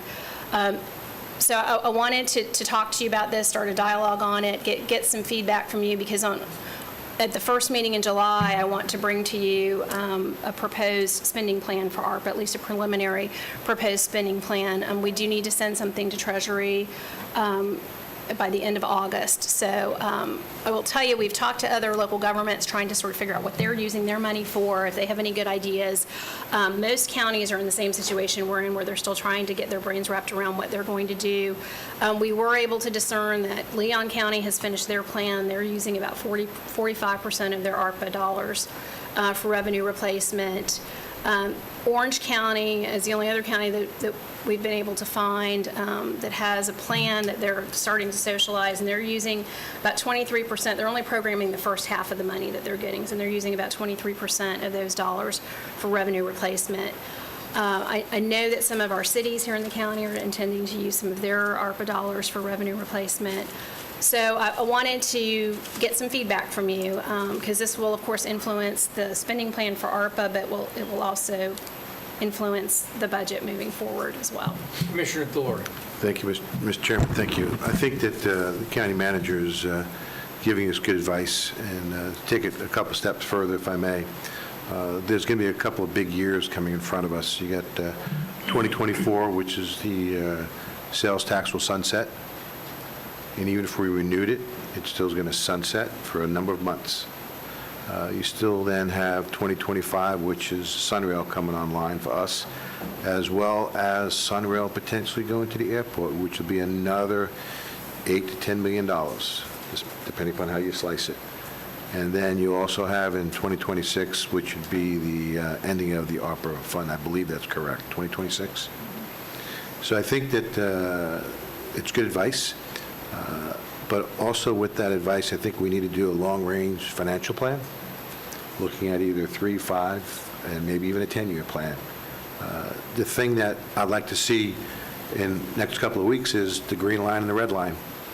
I know I keep on talking about it. It really takes that sheet that you have there, that you showed up there a couple minutes ago, really puts it in perspective about where spending is and how spending happens each year, and how I want to, not today, but talk to staff about how do you move that green line and that red line? How do you get it flat? And we were able to do that. The things that, in the past, the thing that really helped this county in past years is constantly looking at the green line and the red line, no matter what decision we made when it came to spending money. And I'm just going to take a page out of Brenda Carey and John Horan's book. Where's the green line, where's the red line? And I know, Commissioner Lockhart, you've heard it many times. It's all about that green line and which year. So I think that county manager is giving us wise advice. I think we should take it, but at the same token, I think we should be asking our staff through our county manager, giving us a long-range fiscal plan for 3 and 5 years so that we're not just relying on ARPA funds, we're also putting a solid plan together so that we can actually move the green line above the red line. And let me add, for one of the things I neglected to say, and Tim, if you can show the projection with the ARPA funds, even the use of the ARPA funds at those levels does not completely close the gap. I understand So that. I want you to know that. It certainly helps. And county manager, that's why I'm saying that we still need to look at I'm talking about the green line and the red line still. I didn't say that, that's the answer. I also talked about a fiscal plan. We're going to need to get aggressive. We've done that in the past. That's how we've been surviving all these years. That's why our reserves are where they are. That's why people think that and know that we are a fiscally conservative, socially responsible county. And we all take that very seriously. Our reserves and how we spend money, it's $1. We can only spend it at one time, and I believe Commissioner Henley said that many times. And it's not our money, it's the citizens' money, and we need to treat it as such. Further discussion, Commissioner Lockhart. So I'll take ownership of some of the chilly reception the first time it was. It was pretty much across the board. I remember going, eee. But I think at that time, there was a lot, the crystal ball was incredibly hazy about what we would be able to use it for. The reality is there isn't a dime that's coming from Washington through these ARPA funds that isn't taxpayer money. They had to take it from somebody else first, even if it's our grandchildren that they're taking it from. So I think we have a responsibility to utilize those funds first, keeping our level of services where I think our citizens expect them to be, before we would consider going to increase any other type of revenue. So if this is available to us, my personal opinion is we need to utilize this the best way that we can with a long-term plan in mind, because I think that's critical. So I would completely support what it is that you're proposing. Whether this percentage is the right percent, if it should go up, if it should go down, I don't know how you came upon 30%, but I think we're in the right ballpark for sure. Commissioner. I think the percentages were formula-driven, and there were two different versions of a formula that got you to the numbers. We tried to balance between providing some good projects and programs through ARPA that would bring some benefit and recovery to the community, as well as this certainly is sort of relief as well, because it relieves a burden of cost on county services.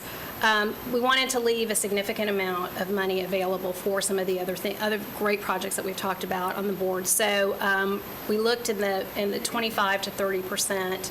Ultimately, we settled on 30% because, as I said, it doesn't completely close the gap, but it does protect our reserves. So formula allows us to go to 48.5 million, and we went to 27.5. Correct. Okay. My perspective on this is that I think it's the responsible thing to do. I have a different perspective on, so easy for me to say because I wasn't here. Some of what our budgets are suffering right now are making up for some of the sins of the past, right? We're replacing vehicles that are older than I've ever seen a county government run a vehicle. So some of it is that we haven't been pacing all along. Again, 2x4 upside the head is never a good thing in government funding or spending. And so what worries me about doing this is that we have this false illusion that we're okay, and that we keep kicking the can down the road as to top line and bottom line. If we are, and we are, making investments in some of the things that require investments, a software management system in order to get the contracts all into one location, I can barely say it without actually giggling. I do not have it. I can't imagine how this team is doing contract management without it. We have to start to see the efficiencies from those investments. And the efficiency can't just be that, and please don't take this the wrong way, we're happier. It has to be that we're spending taxpayer money accordingly and that we're reallocating the resources that we have, meaning humans, to jobs that generate more productivity elsewhere, as opposed to every single person in this building touching a contract and loading it probably onto their desktop or wherever they may be. So I really do think that it's the right thing to do.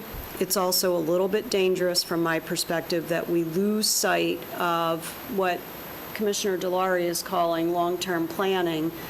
But long-term planning doesn't happen without the everyday tactical steps to improve efficiency, unless we're going to ask for more revenue, which I don't think we have a tolerance for. So we've got to start doing that look at ourselves, my perspective. Commissioner? Thank you. And Commissioner Herr, you're absolutely right. And that's the reason why I keep on talking about today, the green line, red line. Red line, I get it. Embedded in people's brains. I mean, every time we have a meeting or anytime staff has a meeting, that's the sheet that they should be going to. Where's the red line? Where's the green line? How is it going to affect it? And no matter what we do, it should always go back to that. And that's the other reason why you're correct. We would be fooling ourselves if we did not look at a long-range fiscal plan. What is that fiscal plan? And we talked a little bit today about this, business cases. What's the business case for tourism? What's the business case for whatever department you want to talk to about? How are you bringing money in? How are you spending it? I mean, that's the business case. And that we should be looking at that. And if we need to move up projects to do that, then so be it. But if we're going to survive and keep this county fiscally conservative and spending the dollar one time, we need to be doing that. Commissioner Lockhart? The other piece of this, and I know it's been talked about, but I think we need to talk a little more seriously about it with our partners, is the reality that it is likely that we are talking about spending some of our $64.1 million in ARPA projects in some of the very same ways that some of our city, school board, and college partners might be considering spending them. So I don't know if it's the chairman through mayors and managers or how it is that we officially convene a kitchen table discussion over how are we really going to get the best return on investment from the spend. But I would imagine we're getting to the point where we may be losing that opportunity as people start to develop their plans. Actually, the conversation has already been done. I have met with the city managers a couple of times, and we've been exchanging kind of formulas, identifying what things we might all contribute to. For example, small business assistants, individual assistants, kind of how that would work and how that would look. Also, we've talked about some of the mental health initiatives, even the proposal we got from the sheriff on some of their things. So we've talked about those to try to understand sort of how we might apportion those and how we might leverage the entirety of the ARPA dollars that we're getting here. So we've had some really great conversations on that, and I'll take a little bit of time and kind of fill you in on where I've had a chance to talk to some of you about that, but kind of let you know the progress we've made and how we're thinking we're going to do some of those. Some of the cities already have. We have one city that really is going to focus all of their dollars on water and sewer infrastructure. It's a desperate need for them. But we're looking at where we can leverage, especially on these county-wide initiatives like mental health, homelessness. We've talked a little bit about that, and these direct assistance programs to small businesses and individuals. So yeah, we're trying to, and we've also talked. The school board was part of the last conversation. The new superintendent was part of the last conversation we had, and then also talked to the health department because they've got some other funding. Right. And then Seminole State has also been a part of that discussion. We All right, great. definitely want to make sure that we maximize the projects with the cities and ensure, and as well as the school board, and ensure that we're getting the best bang for the buck. Mr. Chairman? I know we've been doing that. Commissioner Delory? Quickly, I know county manager showed us a scenario at 30%, and it's 27.5 million, and yes, that's a big number. But I want to make sure we give her the latitude that once we get into the details, because the devil is in the details, that if that 27 needs to go to 28 or 28.5, whatever that number is, tell us. Make sure that we're doing the right thing. So I don't want you to walk away from this, well, the board agreed to 27.5, we can't go above that. County manager, if I can just summarize this, I think you've got I think that you have a consensus that certainly the ARPA funds, as we call them, could be used for lost revenue. And I think that we understand and we appreciate the fact that you've given us a 30%. But, we're willing to look at exactly what you feel is needed when you come back with a plan in July. So, and I am going to bring you a plan. It will have, we'll be able to move it around, but there are some things we need to start getting some money in some of these programs pretty soon. So I'd like to go ahead and have some kind of things that we can get started on quickly. But it will be, I think, over the next several years, something that changes and evolves as we identify different needs.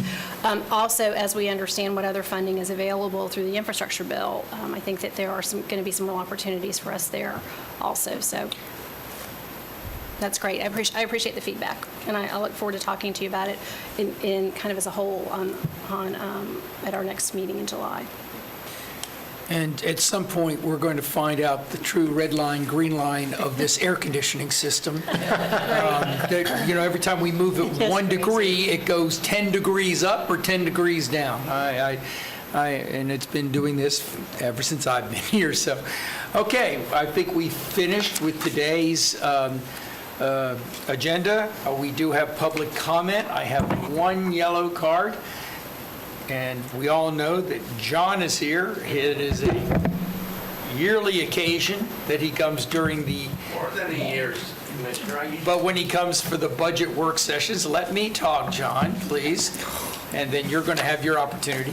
So it's always wonderful to see you, Mr. Horvath, and you have discretion for 3 minutes and 10 seconds. Go ahead. Killing me. All right, John Horvath, 1004 Bradford Drive, Winter Park, Florida. That's a Seminole County part with the Winter Park mailing address. I've been attending budget hearings, meetings, almost 50 years in this county. And I've listened to some of the same things that you were saying from prior commissioners. And these budgets keep going up because we now have nearly 480,000 people living in Seminole County. And I know when you did the impact fees, you're looking at 100,000 people coming in 20 years. And in 1950, the total population of Seminole County was 25,000. So those are numbers to look at, to think about when you're working with your budgets and your growth plans. I'm going to go through the different departments. It's good to see that many of them are maintaining their staffing abilities and refunding some of the positions that they closed because of the COVID, et cetera, so the county can run efficiently. One thing with economic development, I want to know, what are you doing to advertise the county now that so many businesses and companies want to move to Florida and set up shop here? What are we doing to entice them here? We've done Verizon and some of these, but now we've gotten a whole new bunch that are planning to come. What advertisement or funding are you doing to entice people to come here, not just the retirees, et cetera? So that's something I think the county needs to look at, advertising Orlando Business Journal or Florida Trend where people look at it. The other thing I'm going to talk about is the fire department. It's good to hear that Castleberry is now even with the county on their budget. And going back to Station 23, I'm quite familiar with that because I was involved with that when it was built back in '72. And I was on the board, and I was a volunteer fireman there, so I know what that station looks like. It's the oldest one of the original that the county assumed responsibility for in '74, and I'm glad to see you're finally going to do something with that station, build it, relocate, whatever. The only thing that the county had did with it was at the living quarters and the kitchen that was there because there was only 2 base stations at the time. We were a volunteer fire department, and that's all we could have. And of course, the county assumed the responsibility for that. So, you've come a long ways, and I don't think I'll be here in 20 years, but I'm watching the county grow. And as you know, you got to work with the number of people you have and work with the cities and counties, because I think many of you heard me say that before, the 3 C's: cooperate, coordinate, or consolidate. And that's what you need to do, because it's all our tax dollars. Doesn't matter whether you're a city resident or a county. Lots of times they don't even know if they're a city or county resident. They're just looking for the service, especially if the fire department's called, their house is on fire, they have a loved one that's in danger. They don't care if that's Lake Mary fire truck or the county fire truck, as long as it's there to serve them and do what they need to do. Thank you, Mr. Chairman. I still got 9 seconds, and I want to say you've done a wonderful job on this budget, et cetera. Mr. Chairman? Yes, go ahead. John, Mr. Horvath, excuse me, you may not realize this, but the county staff, under the fire chief and his staff, looks like we're going to be potentially going to an ISO rating of 1 sometime this year. So it's a big compliment for the county staff. I know, because now you're getting 39, which was a gap up in that area, and that's good to know. I was hoping that why Station 39 was built and 29 was built over in Jamestown. And I've been by that station when it's gone out many a times when I've been driving by. So I follow the numbers, and they're there. Thank you. Mr. Horvath, I just want you to know it's a pleasure, and I mean this for all of us, I think, a pleasure to serve citizens like yourself. We really enjoy you, and it'll be a sad day when you don't make it to one of the work sessions and tell us, about the budget. Well, like I said, I got involved when the county had the original growth management plan back in 75, 76, and people were saying that nothing was going to happen, the county was going to go down the tubes and all that, and at that time, in 1970 plus, the population was, I think, 127,000 or something like that. Now we're 480, going to over 500,000. You got to plan for it and be prepared for it, because those 10 years or 20 years are going to go by quick before you know it. Thank you. Thank you, John. Thank you for your time and putting up with me, commissioners. I love you. Hey, we've known each other too long, Lee, so. Yes. Love having you around, Joe. Thank you very much. I come here with purpose and not be angry, and like you hear a lot of taxpayers coming, what are you doing this and that? Come here with facts and figures, and that's what I like to deal with, because then you'll get more done than screaming and hollering and calling you funny names and whatever. So I don't like to do that. Thank you very much. Okay, County Manager, I believe that this is the last meeting I've been told that we are going to do the virtual.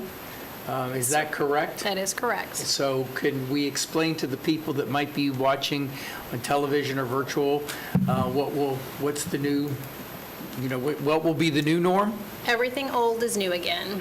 And, so we're going back to our standard. I don't know if we have any public online, but looking at the. So I was going to ask. But for those who might be watching, we are going back to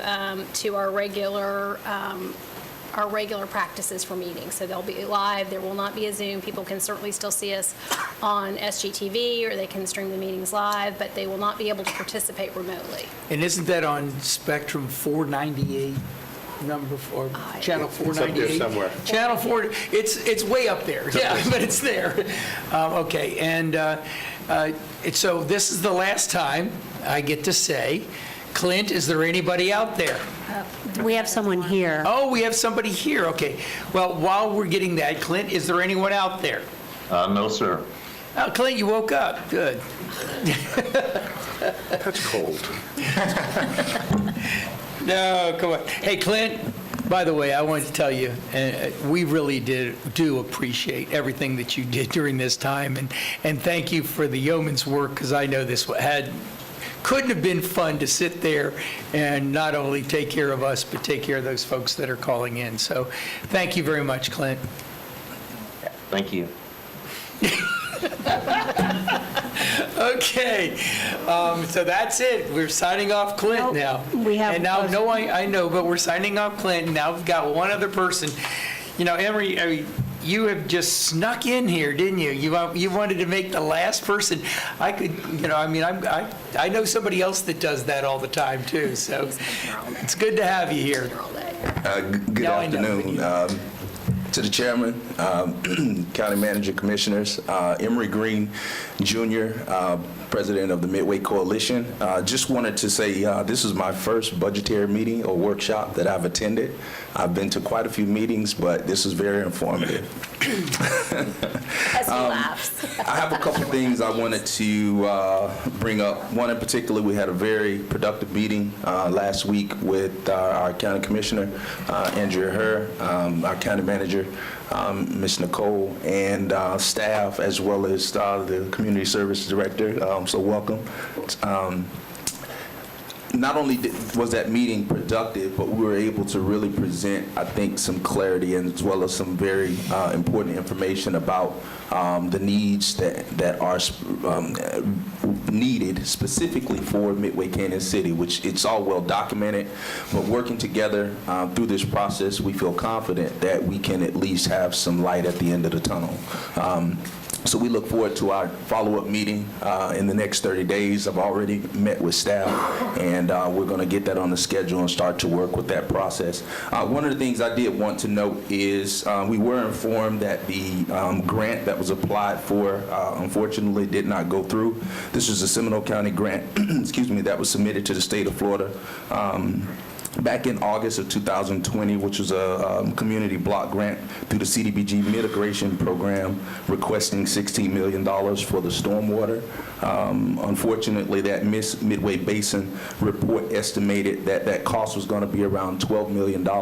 So earlier in Mr. Dredge's proposal and his the information that he was talking about, Commissioner Herr brought up that there would be a line item allocated for that, but I think that line item was substantially lower than that amount. So we know that there will be continued work to try and figure out how we can address that moving forward. And that is just for the stormwater. And to also note, many of the homes, actually all of the homes in Midway, are on septic tanks. So that's going to be another project that we're looking at to do some sort of septic to sewer conversion plan in honoring and recognizing the Midway Canaan Community Water Association utility service area. So those are the notes that I had just from the meeting today. Also, Mr. Durr, it's always great to hear the Parks and Leisure Services programs. We're very excited to see the Phase 2 Borough Pit on the Seminole County Trails Master Plan. So we're very excited to see that continuing to grow and have some talks about that. And also establishing a migrant trail. Midway Kansas City, as you know, is a 100-year-old community established for migrants.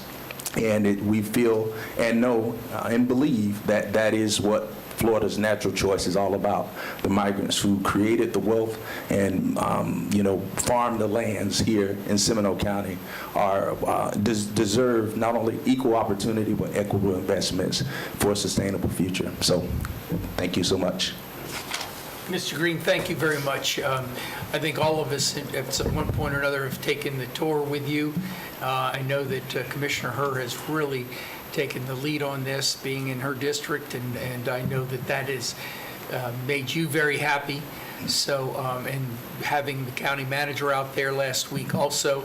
So all your hard work and persistence is starting to pay off, Mr. Green. Congratulations. Well, we're in this together. So yes, we are. Thank you so much. Thank you. All right. Commissioner Lockhart. Well, I just have a question for staff. The grant, or, yeah, whoever, the grant that was denied, was that the hazard mitigation grant through DEO? It was, I think it was CDBG, was it? So it was a state grant? Right. In the state of Florida? Yeah. So, Well, we're all looking at each other like we're I not know. sure, I'm so not- I let's can't- get the It right was answer the- to that question, which I think was asked Friday as well. so my specific question is this the grant that I forwarded to staff and said, can we please apply for this on behalf of Midway? Is that the hazard mitigation grant through DEO? John, get to the microphone, please. Yeah, we applied for For the record, John Judge, Public Work Director. We applied for 2 grants. One of them is the hazard mitigation. You said that's another grant. and we were denied both of them. But there is a grant also is due by September. We're looking to apply for another grant as well. Follow-up? Follow up, and then Commissioner Delory. So I'd like to see our grant submittals for both of those. Sure. And I'd like to see where those grants were then awarded, because particularly the mitigation grant through DEO, that was designated to just a very few zip codes in the state of Florida that could even qualify. So I'd be curious to know what other zip codes were able to secure those funds. So the grant submittals themselves, and then who won the awards, and then if you could also circulate what this new grant is that you're applying for. And is it our internal team that's applying for these grants, or are we using our grant consultant? We're going through our grant consultant, our budget, our community resources, George Wooden. Okay, but we also pay for a grant consultant. He is work with them. They work together. So I want to see our wins and losses rate with our outside consultant, because frankly, I'm floored that we did not get that hazard mitigation grant. I'm floored. Yeah, we were. Maybe it's time to look for a new consultant. Yeah, we were disappointed. We thought we would get it. We had a big chance getting it. Yeah. But we did not get it. We're going to reapply in September. We're working on that. But both of those grants, we work with George Wooden in our consulting to fill the application. We provide with all those documents, and that's how we did. And I'll add that this grant, we went above and beyond our grants consultant to get an engineering consultant, I believe, on this one to assist with applying for more detailed information as far as construction. So the commissioner wants to know who got that grant then and how Yeah. well they did. Commissioner Delory. On that same note, is it possible to figure out how we didn't score high enough to achieve the grant? And what do we have to do to compensate or to change? Because if we're going to do the same thing over again and expecting different results, that is truly the definition of insanity. And I just want to make sure that we're working down the right path. Yeah, and our staff working with our current consultant to see if they need assistance from different consulting, like we did on the phase 3 of 427. 419. 419, I'm sorry, 419. No, 419? Yeah, 419. Yeah, we went ahead and hire a specialist who they do that type of a grant. We try and also to talk to our current consultant to see if they need help for additional expertise to help them with that grant. Okay. Anything else, Commissioner Hurd? So I think we need our grant submittals for review. I think we need to know where they went, and then I think we need to see the winning grant submittal, and perhaps we should share that with our consultant, and I would love to meet with our consultant. Okay. Okay, we'll work with Lori Group and we'll get you those information. Anything else? Well, and I don't want to, this is Commissioner Hur's district, but I think all of us have a special. Rock on. Okay. I didn't want you to think of it, we were playing in your sandbox. This is important for the county. Yeah. And everything that we do is important for the county, so. And as for we the talked record, about you'd be before, playing in my mud pit. We all want to work, we all want to make the county better, whichever area it is. Thank you very much. Anything else? Anything else, County Manager? Just to remind you that we have trim adoption at the second meeting in July. So I appreciate, we'll be available for all of you to chat about this a little bit more. As I said, at the July 13th meeting, we will be talking about ARPA. And then I know that Tim has in your budget book that the the work session number 5 on August 10th is if needed. I am telling you it is needed because we're going to talk about the retreat items, the KSPs, and how we integrate those into the budget as well. So that you can go ahead and plan on, we will have a work session that So day. Tim, add August 10th to that budget development schedule, okay? We will. All righty. Anything else? Green line, red line. All right, and with that, meeting adjourned.